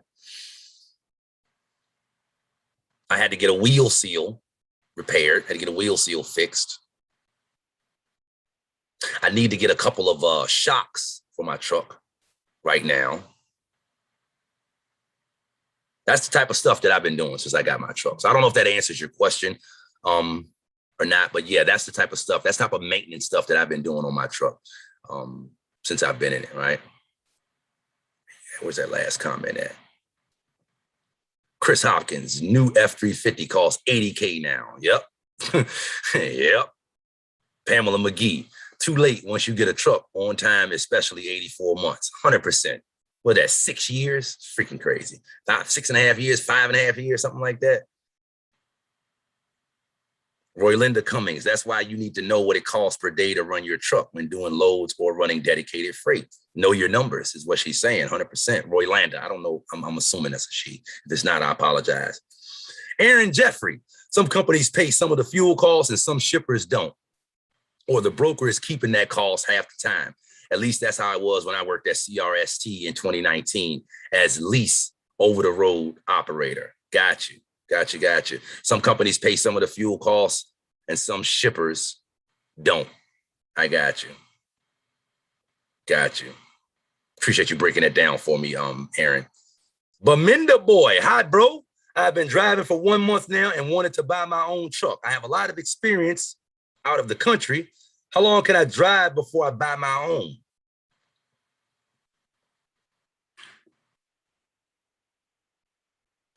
I have a lot of experience. You're saying how long can you drive for someone else before I buy my own? You can buy your own truck from day one if you want to. Let me make sure I'm understanding your question. I've been driving for 1 month now, and I'm assuming you mean driving a truck for someone and wanted to buy my own truck. I have a lot of experience out of the country. How long can I drive before I buy my own? If you're driving a truck right now for someone else and you want, you know, like it's no time. You can buy your own truck whenever you get ready to. I'm not sure if that addresses your question or not, Baminda boy. Michael Starworth, Volvo just released their electric truck. What's your thought on electric trucks to cut cost of fuel, i.e. Tesla trucks are coming? What's my opinion on electric trucks? I don't really have an opinion on them. I mean, like, they're supposed to, you know, they're supposed to be a streamlined, more efficient way of getting the job done. I haven't really done a whole lot of research on electric cars, on electric trucks, excuse me. So yeah, I don't really have many thoughts on that. I don't see I don't think that's relevant to my world, to how I do trucking, to what we do, running chips and all that good stuff. I don't think, if I was to ask Anderson, the broker that I pull for, which has his own trucks, he has a trucking company as well. If I was to ask him what's his opinion on electric trucks, he would probably feel the same way. Like, that's not really relevant to me and how I run my business. So that's kind of what I mean by that. Like, in my world and the way I'm running, the way we do it, I don't think that's really relevant. So I don't have an opinion on that. I apologize about that, Michael. Aaron Jeffrey in Denver, owner operators hauling belly dump or side dump or end dump make around $100 an hour. I got you. There it is. And that's an owner. And yes, that's an owner operator. I got you. Yep. It's roughly about, and I made a video a while ago talking about hauling wood chips, doing end dumping, doing hopper bottom, which is that, I think that's that belly dump. That belly dump, I think that's what he's talking about. And I was saying the same thing. Like, all of those are they kind of all run the same. And I think the pay is a lot right about the same as well, because my owner operator pay running wood chips breaks down to somewhere around $100 an hour as an owner operator. So yeah. B. Smitty, Aaron, exactly. $35 an hour is nothing. I run a contract with Walmart as an owner operator for $85 an hour. Okay, I'm not really sure. Pamela McGee has a comment from Michael Stallworth that's asking about the Volvo trucks. I hope Tesla never gets trucks on the road. Too many people will be needing jobs. He wants them to be manless driving. Yeah, Jeremy Rice. He's addressing the question that came up earlier. He says, Baminda boy, you can buy your truck and start your business anytime you want. 100%, I agree. Apache Native, renting out trailers can make some extra to 3 trailers can bring $1,500 a week. Renting out trailers, another good way, another thing that an individual could get into, right? Once he comes in this trucking. There's a lot of diversity in trucking. I've said that dozens of times before in my videos. Aaron Jeffrey, what happened here? Oh, my picture failed. Aaron Jeffrey, I think electric vehicles aren't a good idea. The battery charge doesn't last that long. You might be able to go anywhere from 100 to 200 miles on a single charge for a Tesla. Aaron Jeffrey also says a semi, if there are no speed governors, can go 700 to 800 miles in a day. If it was electric, it would quadruple the travel time. I can't really get into that because I don't know about that stuff. We keep it moving. Pamela McGee, I understand meet dozens of slaves who can't park the truck. He's crazy, 100%. Ty Murray, spell check is killing me. It kills us all. It kills all of us. You ain't the only one, Ty. Aaron Jeffrey, there's hardly no charging stations out to charge on. I certainly don't remember seeing any charging stations at truck stops, talking about those electric trucks. Pamela McGee, never buy a truck unless you have over half the money. And I guess she means never finance a truck. Is that what you're saying, Pamela? Never buy a truck unless you have over half the money. Yeah, because you will pay cash for it. You need all of it.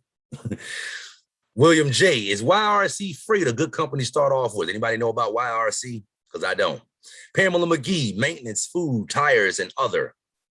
I think she's talking about, I'm not sure what she's talking about. David Martin, fuel cost usually comes out on the rate. All right, boom. Okay. All right, let me get back to these comments on the video. 200,000 ain't much as an owner operator. Let's get back to some of these comments, family.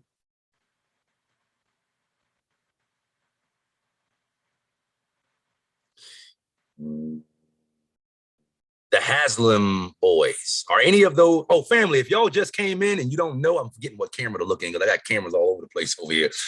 We're breaking down the comments that I got on the first video. 200,000 ain't a lot as an owner operator. I did that video earlier in the week, and I gave my perspective on it, on that subject matter, and there were a lot of good comments on that video. We're going over the comments right now, and I'm just kind of addressing them. And if you guys got comments on these comments, you can post them in the comments of the live comments. Hope y'all got that. Let's keep it moving. What about your medical insurance premiums? How much is that? Medical insurance costs $350 a month is what we pay for insurance. Medical insurance I'm talking about. How long do you have to wait after receiving your CDL to become an owner operator? You don't have to. You become an owner operator the next day after you get your CDL. DJ Gringo, plus you didn't put tolls and you said 200,000 for tax at 15%, but 15% is 200,000. It's actually 30,000. Again, I don't want to keep explaining this, but I said 15%. In other words, this person right here says that the tax figure that I figured up maybe not have been correct. As an owner operator, if you're being taxed as a sole proprietor, you're going to be taxed on your gross income minus your expenses. Your gross income minus expenses gives you your net profit. That is going to be the figure that you're going to pay self-employment tax on. Self-employment tax will be 15% of your net profit. In that video, the first video that I did, 200,000 ain't enough, ain't much as an owner operator. The net profit in that video was 94,000. 15, well, I just rounded it up to 20% of 94,000 would actually be 18,800. And I just rounded it up to 20,000. Okay. So that's where I got the $20,000 tax bill from. 20% of 94,000. Okay. Just want to make sure you guys understand that. All right. Because there's a few comments in here that they're like, hey, you know, you said 15%, but 15% of 200,000 is another figure. No, it's not 15% of your gross income. It's 15% of your net profit. There you go. And Pigeon Post Bubble says it right here. As far as I know, taxes are after business expenses. That's what I just said just now. Bray Marler, if you have the money and did your studying, you can start as an owner operator, but it will be a challenge to find people who will work with you without experience. I've only been a company driver for a year and 2 months, and I'm about to make my move. But first, I want to get my credit right. Good luck. I would agree. That's good. That's good. That's good. You want to have your credit right before you go. Somebody posted the other day, somebody asked the question on whether insurance affects, whether your credit affects your insurance. I don't know this to be 100% true, but I'm 99% sure it does. You go to get vehicle insurance, your credit matters 100%. Well, I won't say 100%. I like saying 100%, but I'm 99% on that. I know it affects your personal auto insurance. Okay. Insurance companies, and this is a fact. You can Google this. You can find this out yourself. Okay. Insurance companies have drawn a link between claims and people with bad credit.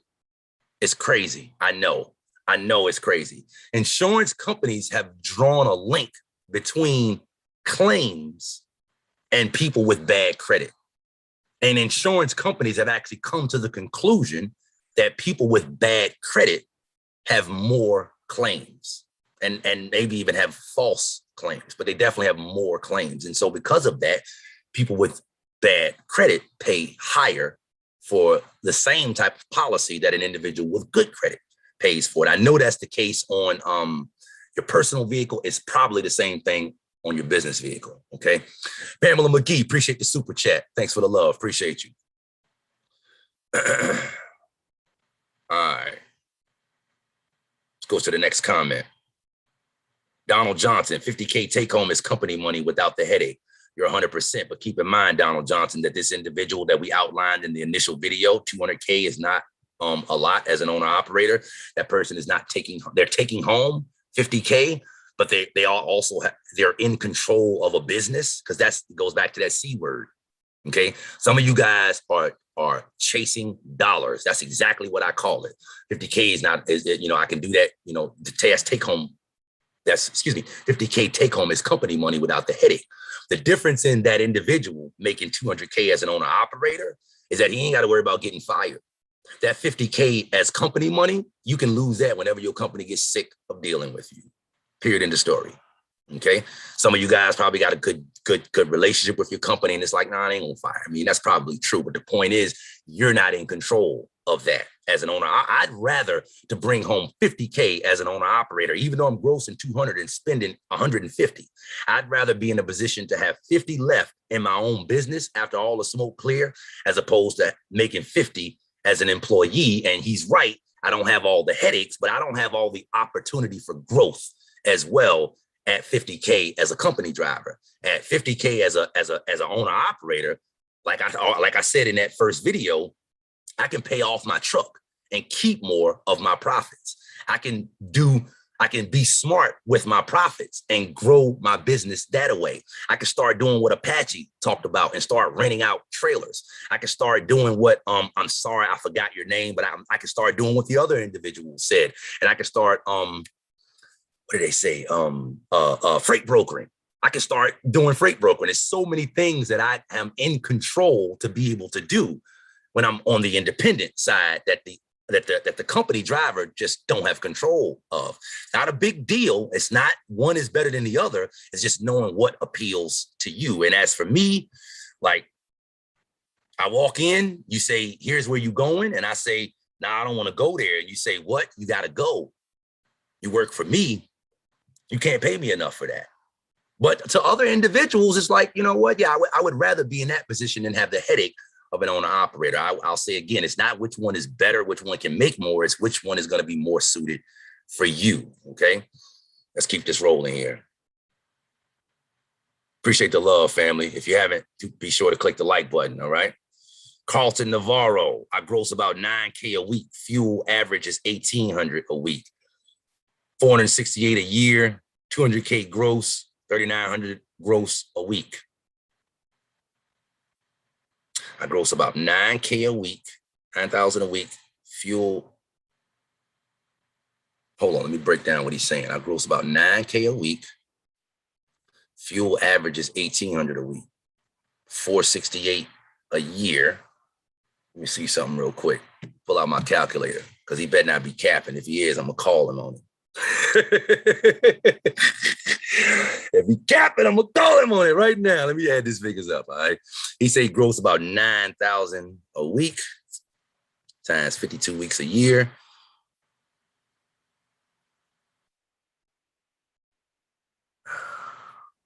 $9,000 a week, 52 weeks in a year. So there's no vacation time factor into here. So I'm assuming we're dealing with an owner operator. If this guy comes in, which he's not in here, but if he was to pop in right now and say he was a company driver, I'd say, bro, something wrong with your figures. I don't know company drivers that work 52 weeks a year, and your figures are based on 52 weeks a year. That's the first thing I would say. I gross about 9K a week. Fuel, well, if he's giving fuel costs, he's probably an owner operator. So let me take that back. Fuel average is 1,800 a week. 468 a year, 200K is 3,900 gross. I'm having a problem breaking down his figures, actually. Fuel average is 1,800 a week. Let's see what that is. 1,800 times 52 weeks. It's 93,000 in fuel. A year. 200K is 3,900 a week gross. I'm still not sure what he's saying. I'm just going to move on because I'm not 100% sure what this guy is saying right here. I'm wanting to come to the same conclusion. You see these guys? I hope y'all looking at my screen right now. DK responded to that comment. KG responded.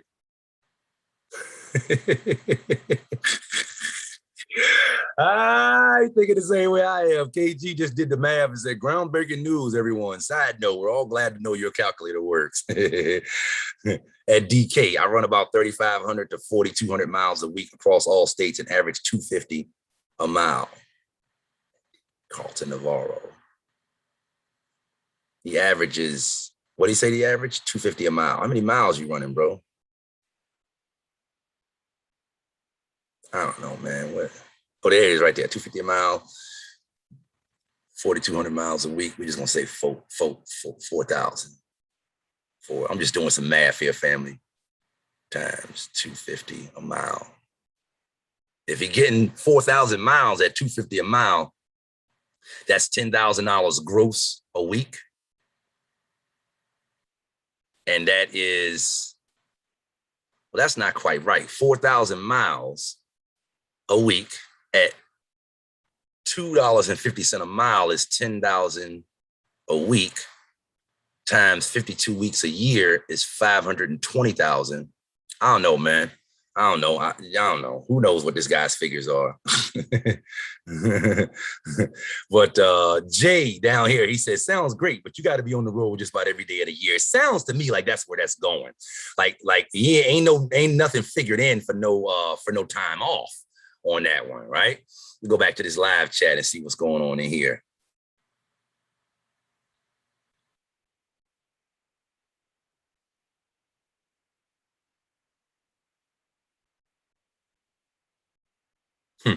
Pamela McGee says, can you explain Jake brakes using them going down a mountain? Yeah, when you go down a mountain, make sure your truck is in the right gear to go down the mountain. So make sure you do your best to downshift while you're at the top of the mountain before you start to go down the mountain. And then I don't deal with too many mountains, but I used to go over that Afton Mountain on 64, headed out to Harrisonburg. Was it Harrisonburg I used to run to? And I used to go over the Afton Mountain. I used to have to come down the other side. Yeah, I mean, I don't know what to explain to you. I'm not sure what to explain to you, Pamela. Make sure you got your truck in the right gear before you go down the mountain. Having your truck in the right gear is going to stop your truck from going too fast. Right there. If you have your Jake brake turned on and you also don't have your foot on the gas, that's all. The engine brake is going to be slowing the truck down. So the main thing is having the truck in the right gear going down the mountain. So I ain't sure what kind of mountain you talking about going down. Well, you talking about going down a mountain at 70 miles an hour? That's a 10-mile long downgrade. I'm not sure how you planning on doing that, but whenever I used to take that going down that Afton Mountain on 64, I used to just make sure if I was in 10th gear, which I got a 10 speed.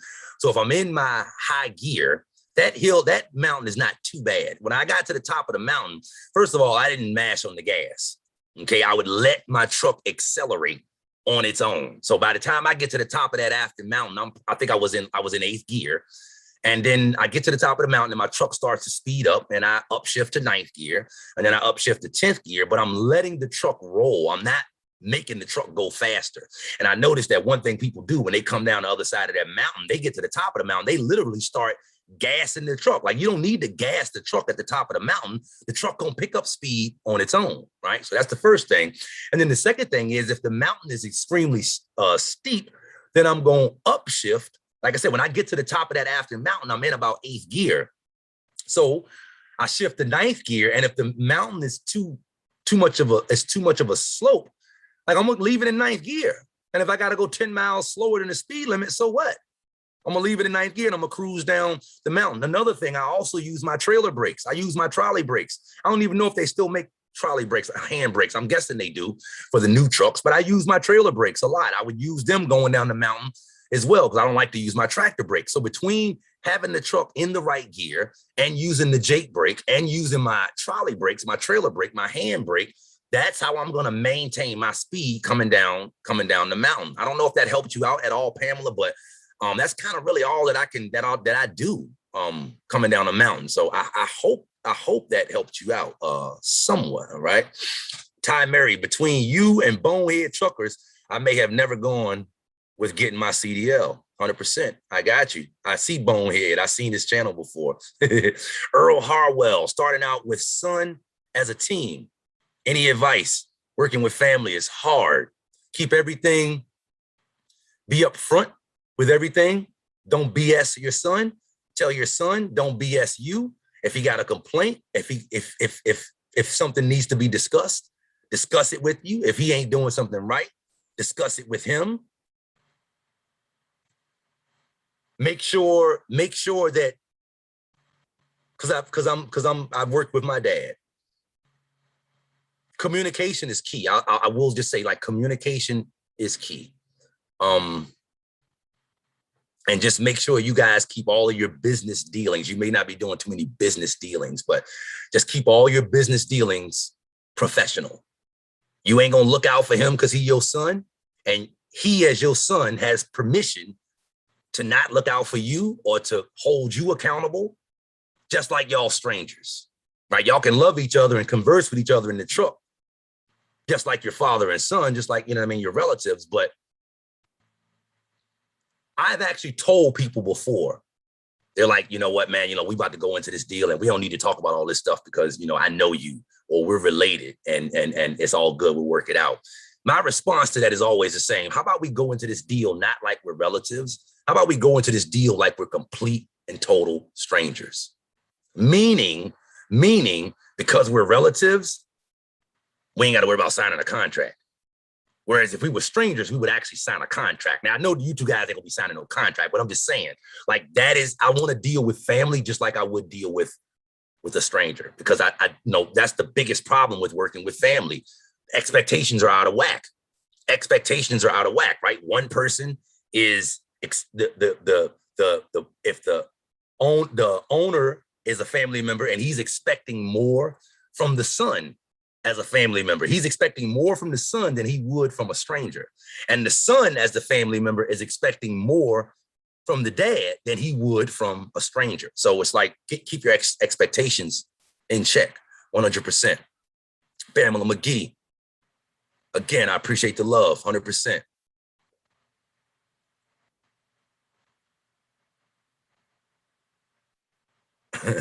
I saw a scary, okay, thank you. I saw a scary video on YouTube, 2 days. That's Pamela McGee. Let's keep these comments rolling. You guys have got some good comments in here. That was for Earl Harwell. I hope that helped you out somewhat, Earl.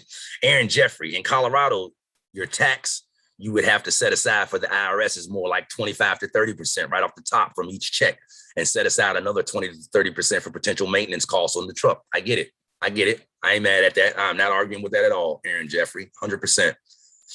20%, in other words, 15 to 20% is a conservative tax bill. That's a conservative percentage to put away. I would totally agree with that. Mar, as I'm responding to questions about Jake brake, I guess that's what Mar is doing. Turn off spark plugs and changes when the valves open and close to give resistance to the pistons by making them pull against a vacuum and then push against a full cylinder of air. Mar, you speaking Greek to me, bro. Pamela McGee, thank you, Mar. You helped Pamela. There you go. She know exactly what you're talking about. Joshua, mask. People forget about making umbrella corporations. Even if the truck is paid off, you can shift the dollars to the other businesses instead of taxes. 100%. These are tax mitigating strategies. And to me, it comes from being smart with your, being financially literate and seeking the help of a competent, qualified professional. That's another big thing that some people are going to have to get over or look into doing more if you're looking to get your own truck. Look into getting help from a qualified professional. You shouldn't mind paying. You shouldn't mind paying for this, okay? I would totally agree with that, right? Because with the right techniques, you can definitely shift around your tax burden, 100%. I would agree with that. Jeremy Rice, Earl Harwell, are you a new driver? Aaron Jeffrey, I remember when I was leasing for CRST, when I would have to wait a few days to get a load around Thanksgiving in 2019. I had to wait 5 days to get a load when leasing for mega carriers. You could have a wait, 100%. Aaron Jeffrey, if you buy from a dealership, you have more freedom to get loads of the spot market like DAT Load Board or Truck Stop or Uber Freight.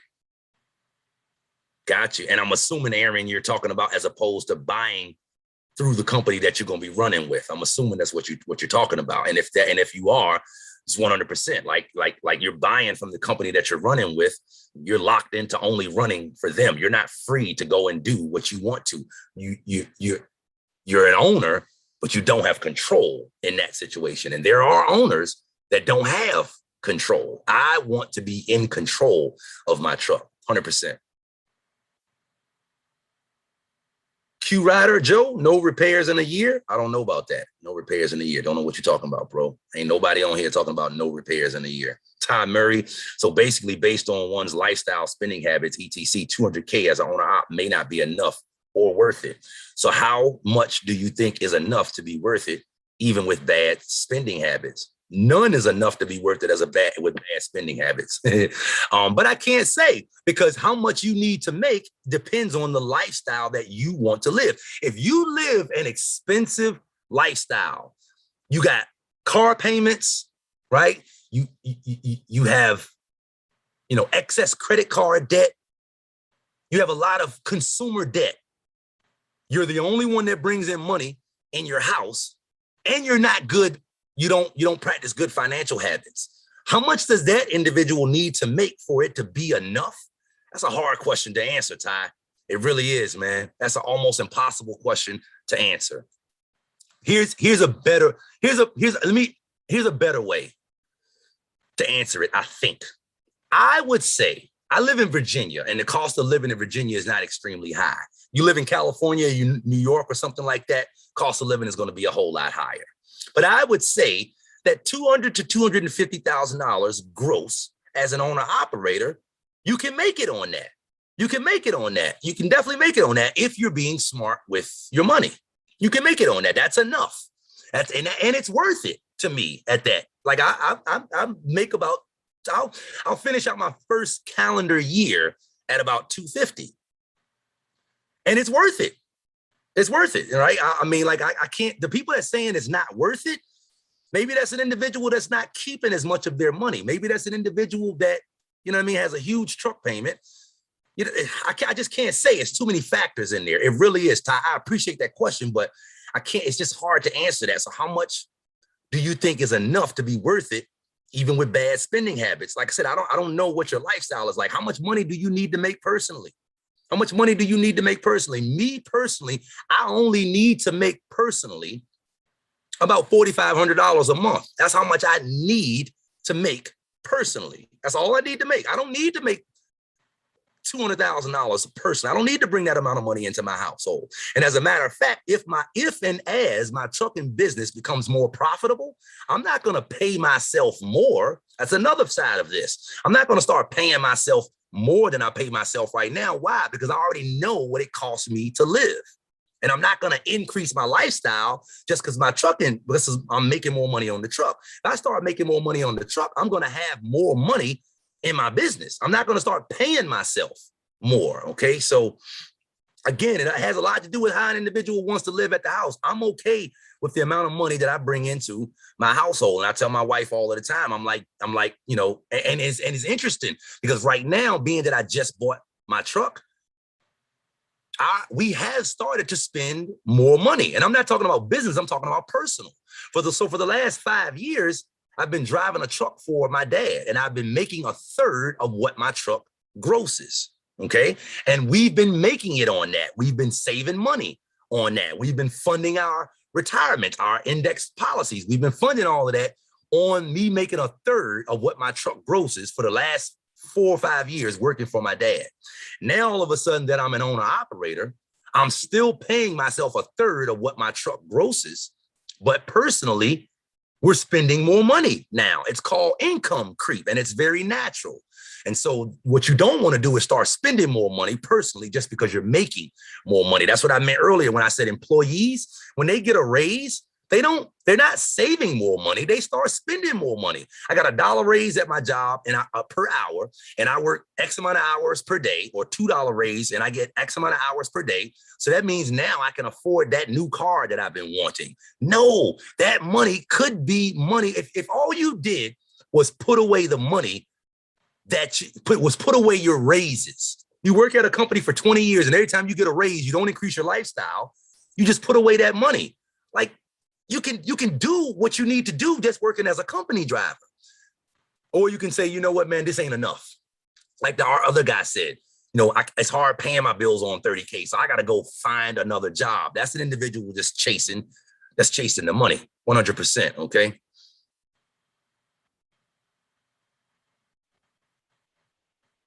So, Ty, I hope that addressed what you were saying somewhat, okay?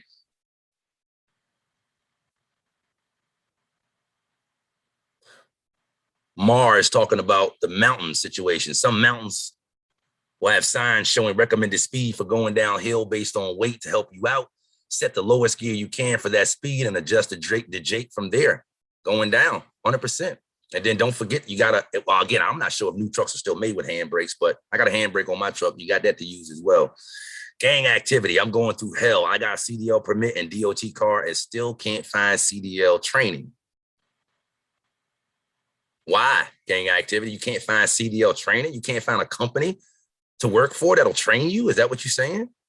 Earl Harwell, appreciate it. All right, I'm hoping that what I talked about working with family helped out somewhat, because I've worked with family for several years of my adult life, and it ain't easy. It ain't easy. Y'all can be in that damn truck and y'all can be tearing. As soon as you pull up to the truck stop, both of y'all fall out both sides of the truck because y'all can't wait to get the hell away from each other. Ty Murray, what's your intake or your take of team driving? I would never do it. I don't need nobody in my truck. I don't want nobody in my truck. Nope, not interested. Right? Like, I got to deal with you. I don't want to deal with it.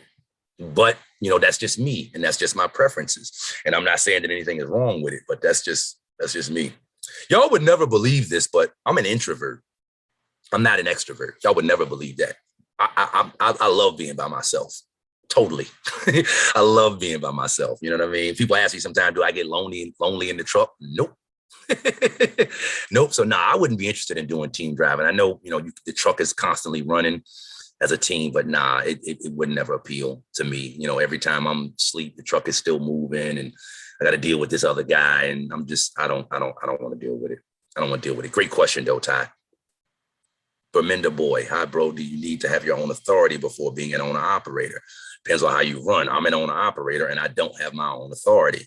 By the way, just a side note, when you own your own truck and you get your own authority, you're actually not an owner operator. You're a carrier. Just to specify that, just throw that out there. Okay. When you get your own truck, you're an owner and you own and operate your own truck.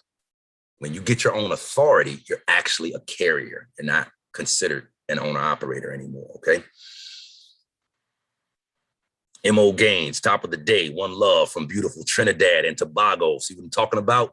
Trinidad and Tobago in the house. Appreciate y'all for being here, man. I've gotten several comments from both of those places and they're like, hey, shout us out. And I haven't shouted your guys out yet, man. Appreciate you being here, Mo Gaines. Michael Starworth says, facts. Pamela McGee, that's smart. Save. God bless you and all of you.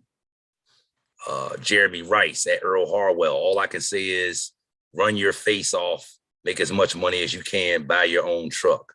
Dave W, amazing live. Thank you, Dave. I appreciate that comment. I asked everybody in here just a while ago to post in the comments how I'm doing, just to let me know, because I really don't know. I get nervous on these lives sometimes, and everybody said I was doing okay. So I appreciate you guys. All right.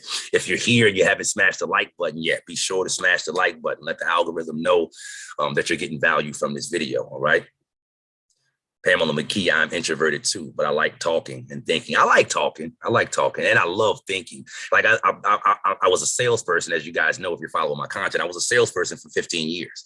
And in sales, you got to turn your introvert off and on, or your extrovert. You got to turn it off and on. When you're doing a presentation, you turn on extrovert. And I did it for 15 years. I did it for a long time. And now it's like a lights, camera, action type of thing. I can turn my extrovertism. I know that's not a word. I can turn my extrovertism on and off whenever I get ready to, but shoot, man, I love being by myself 100%.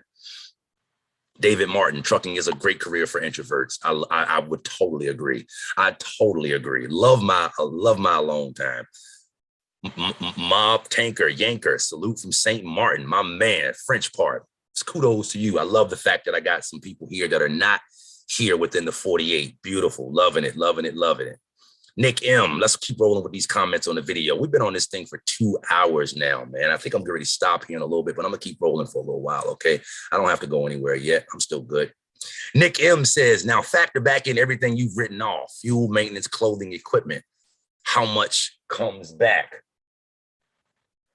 Don't none of it come back. I don't mean how much. I don't know what you mean. How is it come? How it is? When I did that initial video, 200,000 ain't much as an owner operator. I took off the expenses off of the top, and then I came up with a figure to pay taxes on. So you say now factor back in everything you've written off and how much comes back. None of it comes back. The money is gone. And it was a write-off, meaning that you spent it and you don't have to pay taxes on it. So, you know, ain't nothing, maybe I'm not quite understanding his question. Christopher Goodrow, Maurice, excellent video. You definitely are on point and definitely know what's really going on. Great analysis. I totally agree with you. So what would you consider a good year for an owner operator, and what are your tips to get there? I just kind of addressed that question. I believe it was Ty down here in the comments that asked that question. It's, I can't really elaborate on that one. So not really gonna get into breaking down that comment. Gross versus net. I know I wouldn't be happy with 200K gross as an owner operator. LOL. It all depends on how you need to live at the house. I mean, like, again, if you one of those people that, you know, you for whatever reason have to make more money, you know, it's all good. It's all good. I'm gonna say again, though, me personally, for myself, I'd rather be set up to be able to run in the lean times. Again, it's just the same way, like I said earlier, like freight rates go down and up. They fluctuate sometimes, right? But some people, right, they get so used to freight rates being good that they go out and actually start buying stuff, start making payments, start making commitments off everything being good right now. And then when things ain't good no more, freight rates turn around. You get an unexpected huge breakdown or something. Now you're in a situation that you really didn't need to be in, right? So, you know, I can be happy as an owner operator with 200K. Me personally, I could 100%.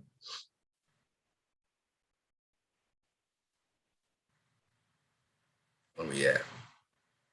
That ain't all the comments on here, is it? No, where's the comments at? Maybe that is all the comments. Maybe a lot of the other comments is within somebody else's comment, and maybe I just didn't get to those. Oh, you know what? These are all the comments that I have not responded to. There's a lot of comments on here that I have responded to, and I didn't even pull those up, actually. I did respond to some of these comments, by the way.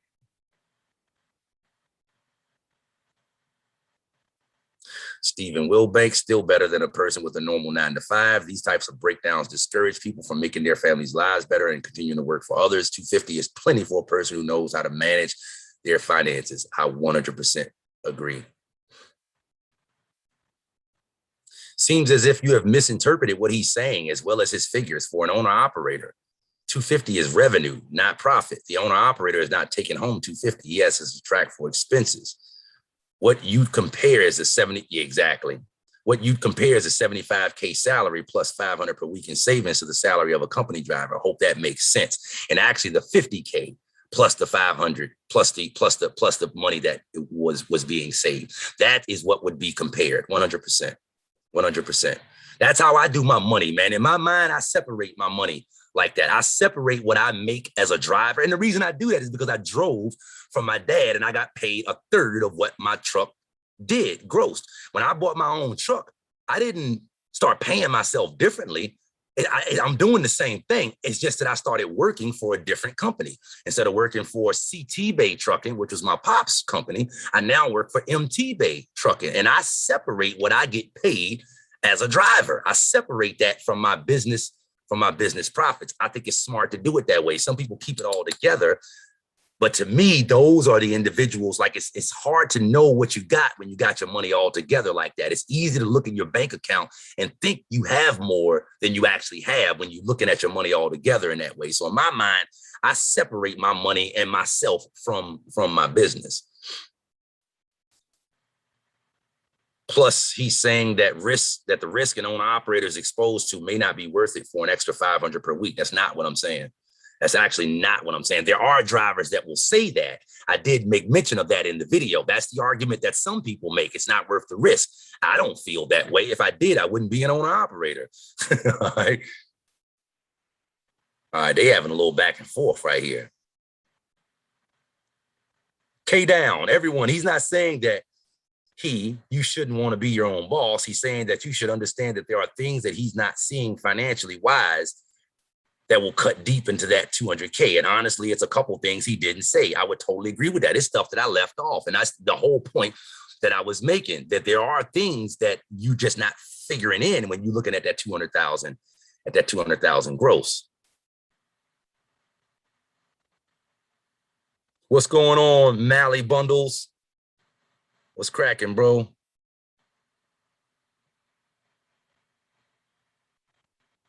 All right, let me go back and check out some of these comments over here.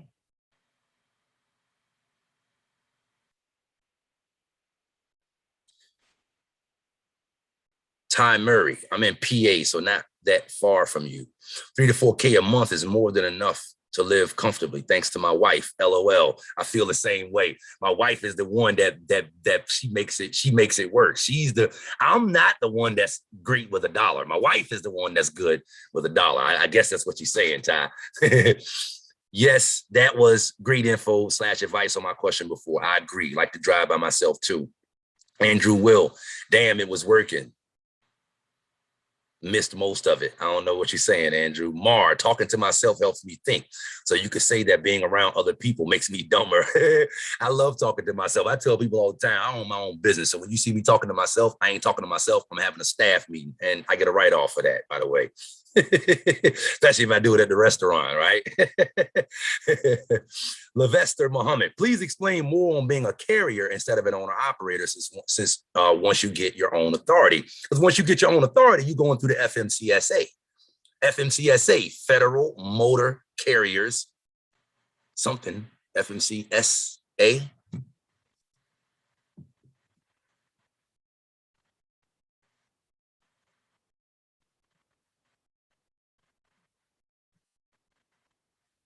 Federal Motor Carrier Safety Administration. So yeah, when you go through the Federal Motor Carrier Safety Administration to get your own authority, you are then a motor carrier. You're still an owner operator. You still own and operate your own truck. But as a motor carrier, you're different than an owner operator. It's just different. And hopefully you could hear the difference in the name. A carrier is going to be able to do stuff that a owner operator without their own authority can't do. Like you're authorized as a carrier to be a carrier. Okay, so I don't need to have my own authority to run wood chips, the forestry product that I run. But I mean, if I would need my own authority to work, you know what I mean, to haul other stuff. You know what I'm saying? So I'm trying to think of a better way to explain it. As an owner operator, you own and operate your own truck. You can also be called an owner operator if you own and operate your own business. So that's how that term can be used. But as a carrier, okay, so let me give it to you like this. The broker this is the perfect way to put it. It's a great way to put it. The broker that I pull for, you've heard me, I've said on this live already, he has a trucking company as well. He is a carrier, but he's not an owner operator. Maybe that sheds some light on it for you right there. He's a carrier, but he's not an owner operator. Okay. So, I mean, because he don't even drive the truck. He's the owner and the operator of his own business, but he doesn't have a truck. He's not that type of owner operator. So hopefully that sheds some light on that for you. That is the difference in the two. And a lot of times people do use those two terms in a misleading way. Okay. You're a truck driver that owns your own truck with authority. You're actually a carrier. You're a motor carrier. Okay.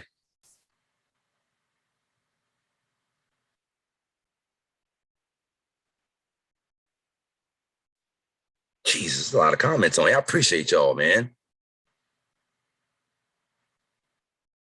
All right, so that was Levester. Pamela McGee, you need to write also. Great for introverts. I believe that. I totally believe that. I totally do. I would like to get more into writing, Pamela. I just haven't.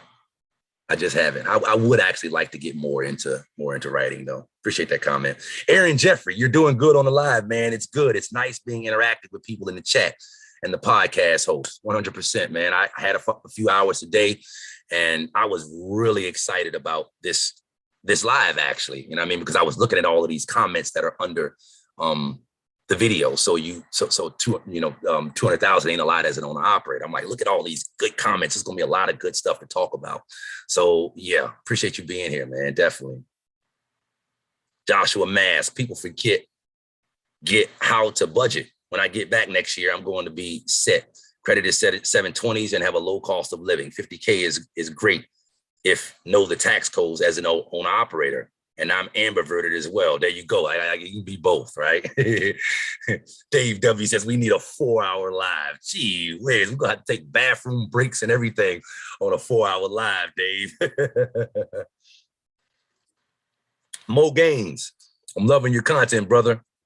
Can you do a video helping foreigners to come to the USA and make trucking a way to make income? All the requirements and paperwork that would be needed. Mo Gaines, I'm way ahead of you, bro. I'm a little bit overwhelmed at how to put that video together, though, because I do have enough of an international viewership. And there are enough people that are coming here on my channel that are asking questions from other countries, from India. I get comments like that all the time. Hey, I'm from this country and I'm interested in coming to the USA. I've been checking out your content. Can you help me understand what I need to do? And they could be from anywhere, right? But every time I'm like, I don't know how I can put that video together. If I can put that video together, Mo Gaines, or who knows, man, maybe I can partner up with somebody. You know what I mean? Maybe this is where I can partner up with somebody. Somebody can help me put that together, because it's really just a matter of getting the information together. I know that will be a bomb video. I haven't seen that video on YouTube. And I know that there are a lot of people in other countries that want to come to the US that would want to know exactly the information that you just said needs to be on that video, Mo. So as of right now, don't wait for it, because it's not on the way. It's not in queue, but I would love to be able to create that video 100%, because I know it would be valued greatly amongst people from other countries. I appreciate your comment. And Jeremy Rice, what is your thought about LLC and S Corp? I mean, I have an LLC. I wouldn't recommend that a person do business in the United States in their own name. Like, that's the purpose of having an entity set up. You got a separate entity to do business. You know, like that is the entity that I'm doing business with, or that I'm doing business as or through. It's not me. I would never recommend an individual do business through their own personal name in the United States. So yeah, I would recommend that a person have some sort of entity set up to get the liability off of them. It's simpler to set up just a basic LLC than it is an S Corp. With an S Corp, you're going to have to set, and it's not more difficult, actually. Maybe I used the wrong terminology, but with an S Corp, you're going to have to pay yourself a set wage. You're going to be on payroll. Like, you're actually going to have payment processing, and taxes are going to be coming out of your check. It's going to be just like you work for someone. It's going to be just like you work for a company. Taxes are going to come out, deductions are going to come out, all that good stuff, right? And with an S Corp, if you have an LLC and you elect to be taxed as an S Corp, or you set up an S Corp, either one, that amount that you are on payroll is getting paid, because it's going to have to be a set amount, right? And like I said, it's going to be just like you work a job. That is going to be your income, okay? So for loan purposes, if you're going to buy a house like I am next year, your income that you would put in the appropriate line, wanting to know your income, would be the income that you pay yourself. This is if you're getting taxed as an S Corp, or if you set up an S Corp initially. Your income is going to actually be that money that you're paying yourself, and taxes are going to come out of that.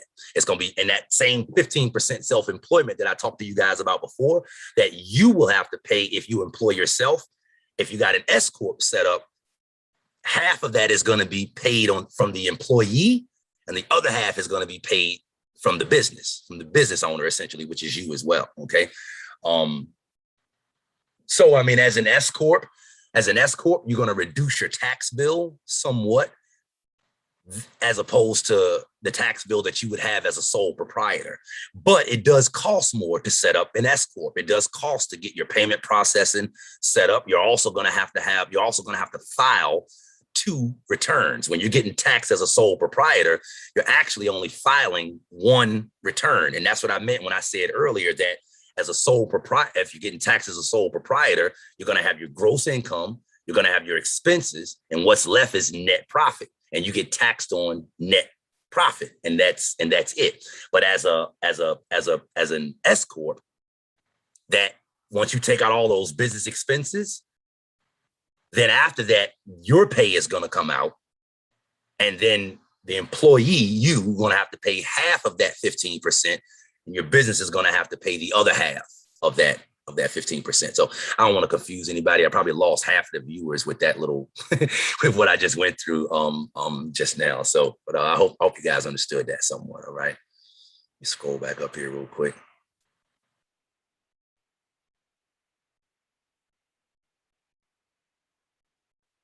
Yeah, so that's my thoughts on LLCs and S corps. It's simple. It's going to be simpler to set up an LLC.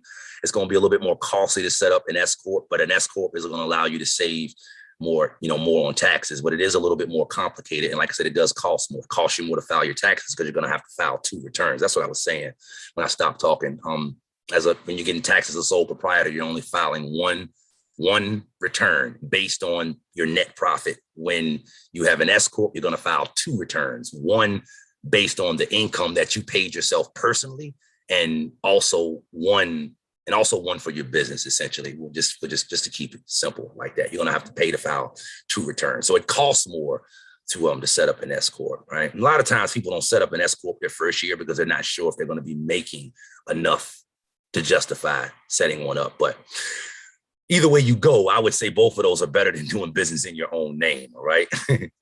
Ty Murray, how long will it take to make $200K per year as a new driver, as an owner operator? Is that what you're saying? All depends on how hard you're running. All depends on how hard you're running. One thing about, being an owner operator is, like I could work harder if I wanted to. I said this on part 2 of this video series. I can run harder if I wanted to. I'm only confined because I don't run a clock. I'm not on ELD. So I'm only confined in how much I can run by when the mills that I go in and out of are open. If they're open, I can work all night. And some of them are. Some of them are open 24 hours a day. And some of the guys that do this work, that's what they do. They ain't interested in going home, right? They just keep running. And then when they're tired, they pull over somewhere at a rest area or a little mom and pop truck stops, or truck stop or something like that. They go to sleep for 5, 6, 7, 8 hours. They wake up and they keep on running until they're tired again. And they just run as much as they want to. So I could make more money if I was willing to work harder, if I wanted to work harder, right? Same thing for an OTR driver. I would say that an OTR driver, if he wanted to work, or a regional driver, if he wanted to work harder and make more money, I would say he could, right? So how long will it take to make $200,000 per year as a new driver? It depends on how hard you want to run. It depends on if you're over the road, do you know how to run your clock in a way that you can maximize your drive time? Because that's part of the learning curve right there. That's one of the things that you got to learn in order to make as much money as you can. OTR, you can't do it if you're slacking on your clock. You can't do it if you're oversleeping. You can't do it if you're driving at the same time that everybody else is driving. A lot of guys that run OTR or regional, they driving at night when everybody else is driving in the daytime. So they coming in to park for their shift at 6 in the morning because they started at 7 or 8 the day before or whatever, but they're stopping their day at 4, 5, and 6 in the morning. They ain't got no problem rolling up in the truck stop and getting parking. Whereas you stopping your day at 4, 5, 6 in the evening, and then you can't find parking. They're not dealing with all of that stuff. So I'm just saying that all of that is a factor in how fast, how long it's going to take a driver to be able to make 200,000. Is all in how you run it and how you set up to run, right? Or how you're running, basically. How long will it take to make that? Okay, Mr. Florida, that's the best way to separate it, 100%. Separate yourself from your business. Mally Bundles, Ryan Lynn, how you doing, Ryan? Glad to have you here. Charlotte G, dropping some real gems. Really appreciate the live. Thank you, Charles G. I appreciate you being here. Mally Bundles, is it better to lease on first to get your feet wet. I mean, that's what I'm doing essentially right now. I'm not actually leased to the broker that I'm pulling with, but I mean, that's the equivalent to it. So, I mean, if it works like I think it works in the world that you're in, I would say, yeah, it's probably best to lease on to somebody at first to get your feet wet for the same reason that I suggested to, was it Mo Gaines earlier? It might not have been Mo Gaines, but I was saying, if you're just getting started, like, yeah, like it would be better to be a company driver, I would think, first to learn on somebody else's dime, to learn, you know what I mean? Like, because you ain't, it's not as many zeros when you start off that way. So yeah, I would think it will probably be best to start off leasing under somebody else because like, you know, like it's going to be less responsibility. It's going to be some less responsibility. It's going to be, you already got enough stuff to learn as a new truck driver, right? New owner operator, right? You got a lot of stuff to learn already. So yeah, if you can start off with a lease, as long as it's not obligating you in any way, as long as it's like, you know, something that you can, again, if it's a lease where you're leasing the truck from the company that you're going to be working with, I'd be careful about those kind of leases because then you're not free to go out and get the work that you want. You got to take the work that that company gives you.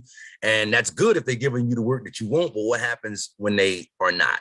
Because you're not free to go anywhere else with that truck. You're the owner of a truck, but you're not the controller of one. So if it's not that kind of a lease, Mally Bundles, yeah, if it's a lease that's going to give you some freedom and some flexibility, I wouldn't see any problem with starting off there to get your feet wet. Like I said, that's the equivalent to what I'm doing right now. Right now, I don't find my own work. I get the work that I'm pulling from a broker. Eventually, I will more than likely get into getting my own authority and finding my own customers and finding my own loads. So that's the equivalent to what you're asking right now. So that's essentially what I'm doing. I got my feet wet with the broker that I'm working with right now, just kind of figuring things out, saving up money, you know what I mean? Just kind of learning how things work. And then I'll take the next step, right? Aaron Jeffrey, Ty, you can make 200K your first year, 100%. But there are many variables. What are you hauling? 100%. Dry van, reefer, flatbed, tanker, heavy haul, long loads, hazmat. I would totally agree. You can make 200K. You can make more than 200K your first year. I'll go as far as to say that. You can make that, but it all depends on how you're running. All depends on how long you want to stay out. All depends on what you're hauling. There's a lot of factors in there. I totally agree. Shape World, hello. Glad to have you here. Ty Mary says, Mar, you only dumber if you answer yourself. And based on Mar's comment earlier, he was saying that when he hangs around other people, he gets dumber. Aaron Jeffrey, your first year, you should be concerned with learning how to operate the truck, how to drive it properly, how to back, deal with waste stations. There's a lot to learn before you lease, but up to you. Levester Muhammad, okay, thank you. Yes, sir. Ravone Knox, do you employ other drivers while you are off the road to keep cash flow going? I don't. No, I don't. That's a great question, Ravone. No, it's just me and just my one truck. That's all it is right now. Aaron Jeffrey, some companies won't let you lease until you have at least 2 years experience. Okay. Only be leasing you nothing and you just getting out on the goddamn road. But you can buy your own truck from day one if you want to. Jody Spencer, is it difficult to get set up as an owner operator if I buy a truck? Depends on how you're getting set up. When I got set up, I needed to get my truck. I needed to get my insurance. I needed to get my registration. And that was it. I got another guy that I was talking to the other day that was telling me what I have to do to be able to run into other states if I want to. He was, just kind of hipping me to the IFTA, the tags and the apportion tags and all of that good stuff. And it's a whole lot more difficult to get your MC number and do all of that good stuff. Get all your, that's a lot more difficult than the way that I'm set up. The way that I'm set up is really, really simple. He let me know. He's like, man, getting your MC number and all of that good stuff. He hired a company to do it for him. Because his wife was struggling with it so much. And he's like, man, she knows how to do all this stuff typically, but dealing with the DMV and dealing with the CSA. And he's like, man, it's a lot of paperwork to fill out. It's not hard. It's a lot of paperwork to fill out. Okay. That was for Jody Spencer. So no, it's not difficult, man. I mean, it's setting up a business. That's what you're doing. This is just what you expect it to be when you set up a business. Andrew Will, I forgot. Damn it. I missed most of the live chat. It'll be here on replay, man. We've been on here over 2 hours now, man, for real. Shawkins Retro. Do most truck drivers have concealed carry permits? I don't know. I was talking to my man the other day, and he was talking about getting one. So I don't know. Aaron Jeffrey, Prime will let you lease after your driver training period. You have to drive with a driver trainer for 30,000 miles before they will give you your own rig, and you have to pass the upgrade test. Zaire Malik, can you get your CDL and still go home every day? Yeah. Yeah, you can get a local job if that's what you're asking, Zaire. Mr. Florida, definitely appreciate the advice and info you're giving on the channel. I'm going OO next year. Appreciate you appreciating me, Mr. Florida. Zaire Malik, can a CDL driver still go home every day and make good pay, 1,100 plus? Yep, sure can. I would say, in my world, I would say a good CDL driver can do that. I mean, I would say a CDL driver can do that, can go home every day and make 1,100 plus a day. Zaire Malik, anyone, please, can a new CDL driver be local and still make 1,100 plus a week? Yes, Zaire. Aaron Jeffrey, he's answering Zaire's question. If you want to be home every day, you need to get a local job. It will be hard to find someone that will pay 1,100 a week with no experience. That is a factor as well. There are people that'll do it though. Like maybe you need to go with a dump truck company. You know what I mean? I've talked to a lot of people that went to school to get their Class A and then couldn't find a Class A job and were forced into a Class B job and ended up, they're like, hey, I'm making more money here on Class B than I was told to expect on Class A. Some people, you know what I mean, get forced into that Class B and end up liking it. So, you know, that's another thing that you could potentially look at. But I mean, I would say, yeah, I hear a lot of stories of people coming right out of school making 1,100. Now, that's before taxes. So taxes got to come out. All your deductions and everything got to come out of that. Okay, so just throwing that out there. Zaire Malik at Aaron, what do you think is a reasonable starting local rate? I drive FedEx truck, no CDL, and make 800 to 1,000 already. So hesitant, but I know that I will never make more unless I get a CDL. This is a good question. What do you think is a reasonable starting local rate? I don't know what those, I would say $22 an hour, $23 an hour, $24, $25 an hour. That's what I would think. That's what I would think. You get one of these beverage jobs, I would think that's about what they're going to pay, you know, $22, $23, $25 an hour. They're going to work you. You're going to work. You get what I'm saying? But yeah, I would say that's probably around an hourly rate at one of those local beverage companies that will hire people new. Another question, can you run small periods of time, like 3 days and come home? I don't know about that as a company driver, Zaire. I'm not sure about that. You can do that as an owner, obviously, but I'm not sure about it as a company driver. La Cocina. Hello, everyone from Miami, the Sun Capital. Glad to have you here, Cocina. Jeremy Rice, I was looking into S Corp so I can protect my property if I ever get in a bad accident and get sued. Any thoughts? I mean, that's what an entity like an S Corp does. It removes, like, it separates you from the liability. You know what I'm saying? So you got insurance to take care of anything that comes up. That's the financial liability. And then you got your entity set up. Like, I mean, I don't really know what to tell you about that. Like, that is why you set up an entity, to protect, to separate your business from your assets, separate your business from your personal. So yeah, I mean, you're on the right track, 100%. That's what I would say. That is what I would say. And if that didn't address what you wanted me to address, you could just repost what you want to know, okay? Yeah, that's a smart move. If you got assets, you need to have protection. You need to set them up. And that entity, that S Corp, will separate you. But you got to make sure you're doing all of the little things that you do, all of the meetings, and making sure you're keeping all of your notes. You got to make sure you do all of that stuff that an S Corp owner is supposed to do, because that is, if anything happens, that is where your proof is that you and your business are two separate entities, that you and this thing over here are two separate entities. So sometimes people have these corporations set up, but because they're not doing all of the little things that they need to do, it's easy for, they call that piercing the corporate veil, when you got an entity set up, but the courts can still get to your personal assets. They pierce the corporate veil because something you're not doing right to separate yourself from your business. So as long as you're following all of those procedures that you're supposed to do as an S Corp owner, and you know what I mean? Like, that's what you do. You separate yourself from your assets, from your business, excuse me.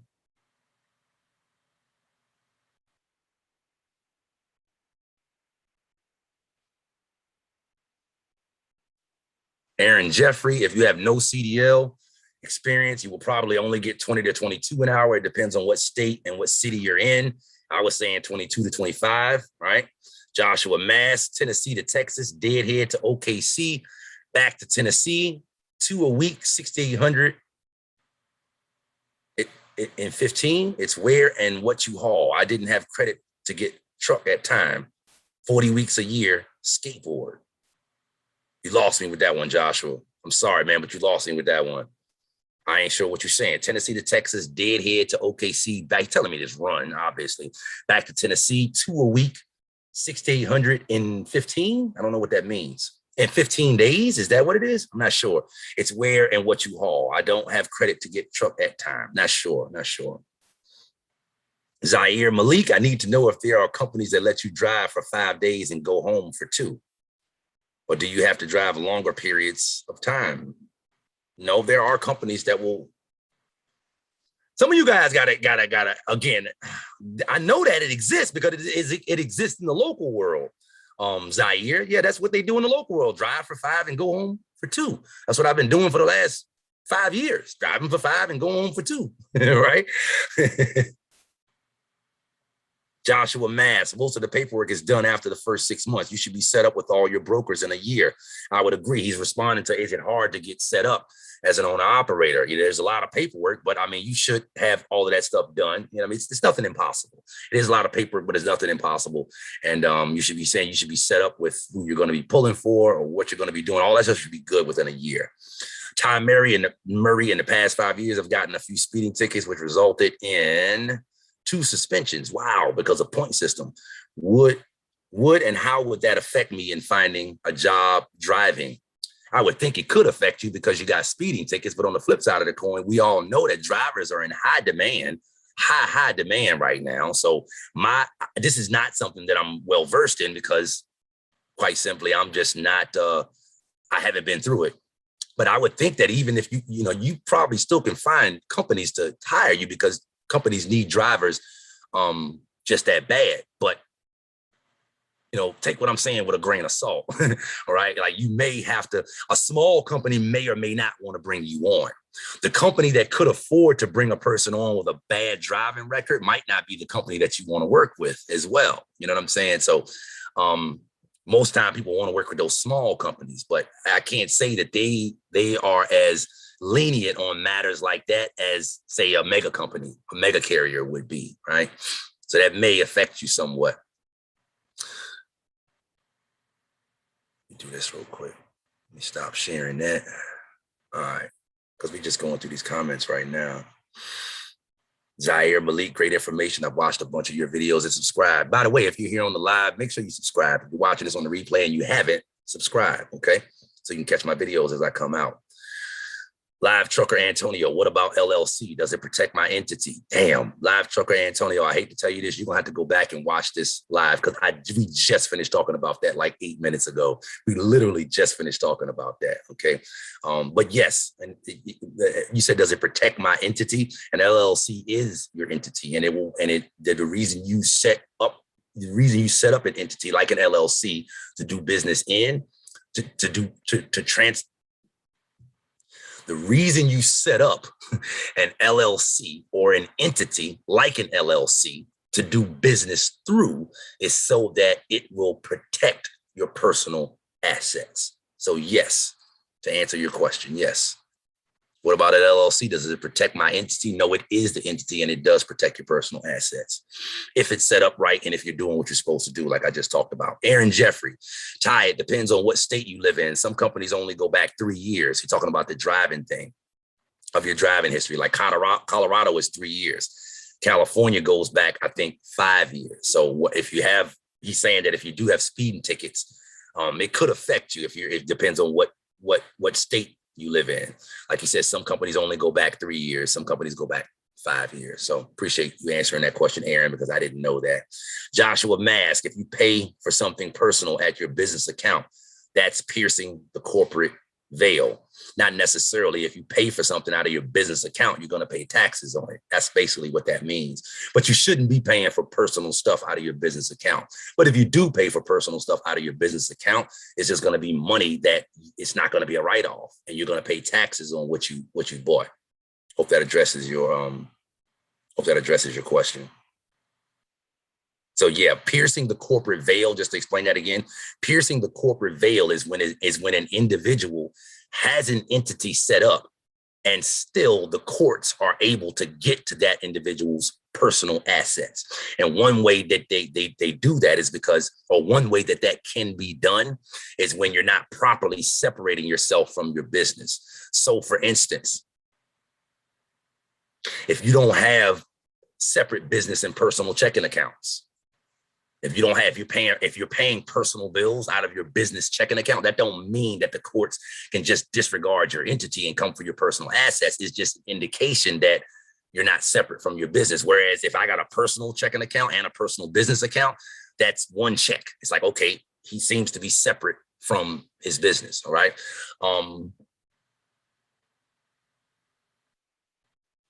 Just if I'm not running my business like a real business, if I'm not running my business like a real business, and you know, if I'm doing that and it can be, and I can't prove that I am, that is what allows the courts to say, okay, you've got an entity set up, but it's you and your entity are the same. You and your entity are the same. This is why I take a check from my business. This is why I separate my income as a driver for MT Bay Trucking from the gross income of MT Bay Trucking, because it separates us two. So if something happens in the truck, any personal assets that I have are not in jeopardy because I'm separate from my business. But if I was running everything out of one account and paying my rent at my house from my business checking account, and you know what I mean, like that's the type of stuff that makes you and your business all one. And that's what makes it possible for the courts to pierce the corporate veil and come after your personal assets, even though you may have an entity set up.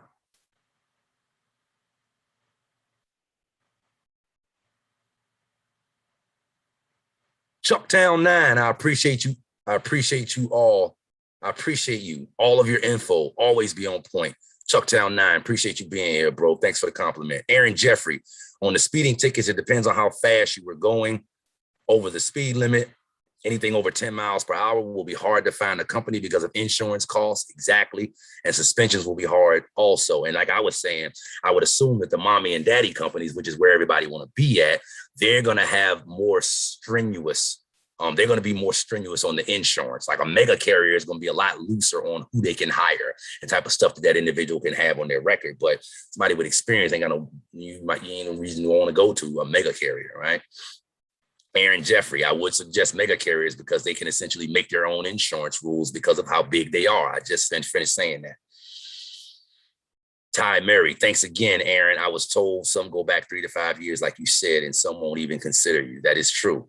Mo Gaines, yes, I agree. Like the video, subscribe, and all that good stuff. The brother is giving rich dad, poor dad gems. My man, I appreciate that. I wanted to say it, but y'all wouldn't have believed me if I would have said, man, I dropped rich dad, poor dad gems, like gems on this channel. Y'all would have been like, no, you don't. Somebody else say it. Maybe y'all listen to him. Earl Harwell, what are the benefits of being a team? The truck is always running. That's the benefits. The truck is always running. Jacques Retro, what's the highest paying Class B job? I'm not sure, but I've heard of Class B jobs paying $1,200, $1,500 a week. I have heard of that. These Alan Myers guys out here near where I stay at, these guys get it. I hear they make real good money, $1,200 to $1,500 a week. Ravone Knox, how much do you think it costs for you to start up as an owner operator? CDL school, registration, insurance. It cost me to start up as an owner operator a little bit more than $15,000. $10,000 for my truck. I decided to buy a trailer. I didn't have to, but I decided to buy a trailer. It was $5,000. My insurance was $650 a month. I can't remember how much I initially paid, what I paid the first 2 months. I might have paid the first 2 months to get started. A highway use is $550 a year. My tags are quarterly tags. They're not the apportioned tags. They're quarterly tags, which means I pay them every quarter. Okay. That's the tags that I need if I'm only running in the state. They are close to $500 a quarter. That's the stuff I had to pay to start my trucking, to start getting in the truck. I can't say how much a person has to pay that's going OTR. You're asking the question, Ravone, how much do you think it costs for you to start up as an owner operator? CDL school, registration, insurance, etc. This, the way you ask your question says that you're not going to go the same route that I'm going, because the cost of CDL school don't have nothing to be with an owner operator, unless you're going with a company that's going to offer you all of that, all at one company. They're going to help you get your CDL. They're going to train you, you know what I'm saying? And then they're going to put you in a truck. As well, you're dealing with one company that does all of that. I can't tell you, because I ain't never dealt with that before. I can't tell you at all how much the schooling would cost, how much that type of whatever registration that person would need, and how much the truck I can't tell you all that stuff, right? But I can't tell you how much it cost me to get set up, and it was just a little bit more than 15 grand. Zaire Malik, how long should you drive CDL for a company before starting your own business? It's up to you. You don't ever have to drive for a company if you don't want to. You shouldn't start your own business, in my opinion, until you got an angle, until you got knowledge, until you got money, until you got experience. So that's the best way I can answer your question, Zaire, because you've asked that several times in the chat. How long should you drive for a CDL for a company before starting your own business? You should not start your own business until you got enough money, until you got enough knowledge, until you got enough network, enough of a network. You shouldn't go until you know what I mean? Like, so if you can put those things into place in the first 2 years, then that's how long it takes. If you can put those things together in the first 6 months, then that's how long it takes. If your next question is going to be, well, traditionally, how long does it take? There's no way to answer that question, right? Where you going to be running, how you going to be running, that's going to determine what kind of truck you need. What kind of truck, or how much you're going to pay for a truck is going to be determined by how much of a truck you need, right? How long it takes you to save the money to get the truck that you need. A lot of that has to do with what kind of truck you're going to need. I bought a truck for $10,000. How long will it take you to save $10,000? Somebody else getting started. My homie, don't want to mention his name, but he got started and he went right into a more expensive truck. He's going OTR. How long is it going to take you to save up $70,000? I can't tell you that. You know what I mean? I can't tell you that. Is your credit good? How long will it take you to save up the down payment to be able to finance $70,000? You know what I mean? So when you ask the question, how long should I drive for a company before I start my own business? You shouldn't start your own business unless you got the knowledge, unless you got the resources, unless you know what you're doing. Right. So, but that's totally on you. All right. I hope that helped you out somewhat.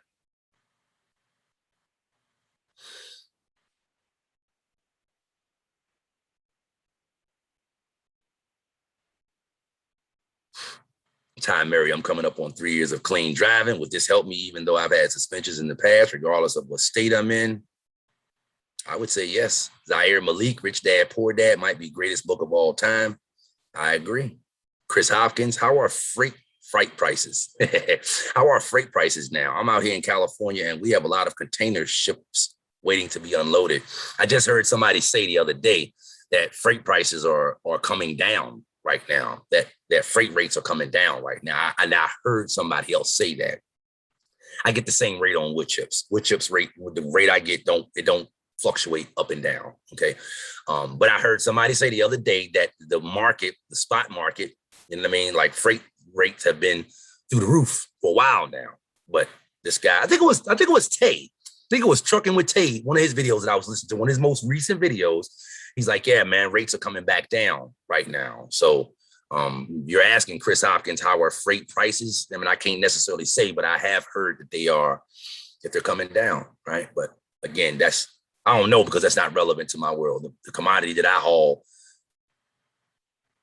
freight price is the same. Freight price is the same, family. So All right, look, family, we've been on since 12. It's 2:51. I ain't never done a live stream for this long. I most certainly appreciate all of the comments. Jeremy Rice at Chris Hopkins, booming. He says the freight rate's booming. So there you go.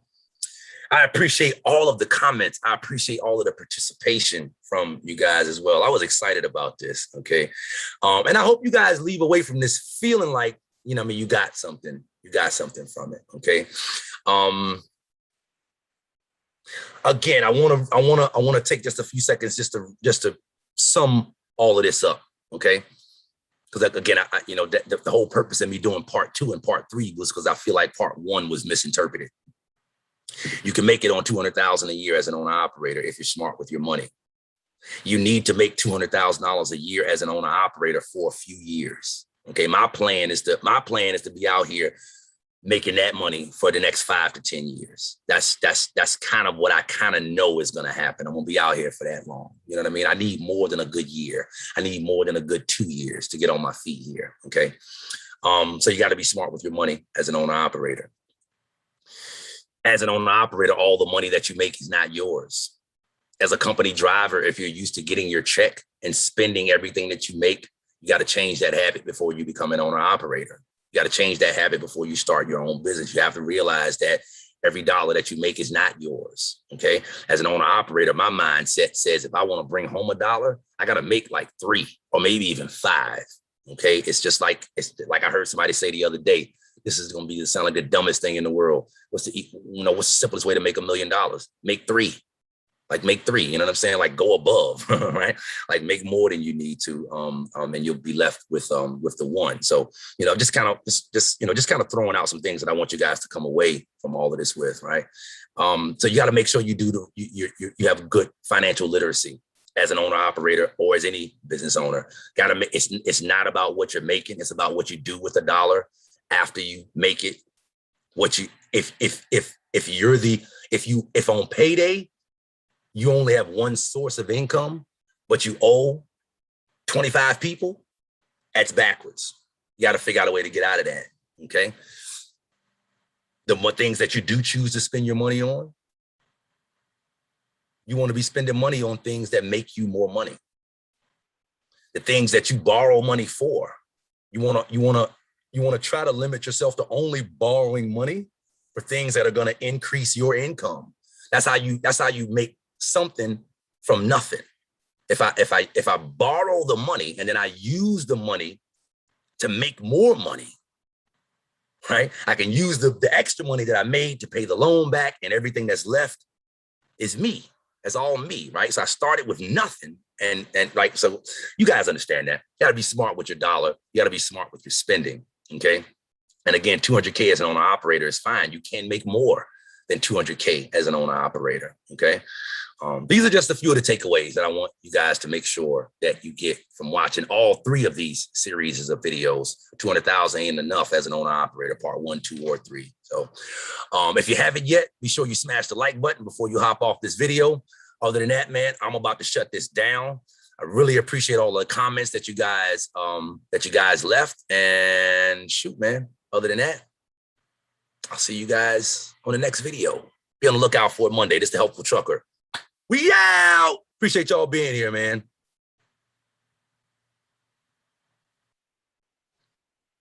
Now I got to figure out how to end this damn thing. Girl, my daughter keeps sneaking up on me, y'all. Hold on 1 second. I'm about to end this live stream right now, baby. Hang on 1 second. Here we go, right here.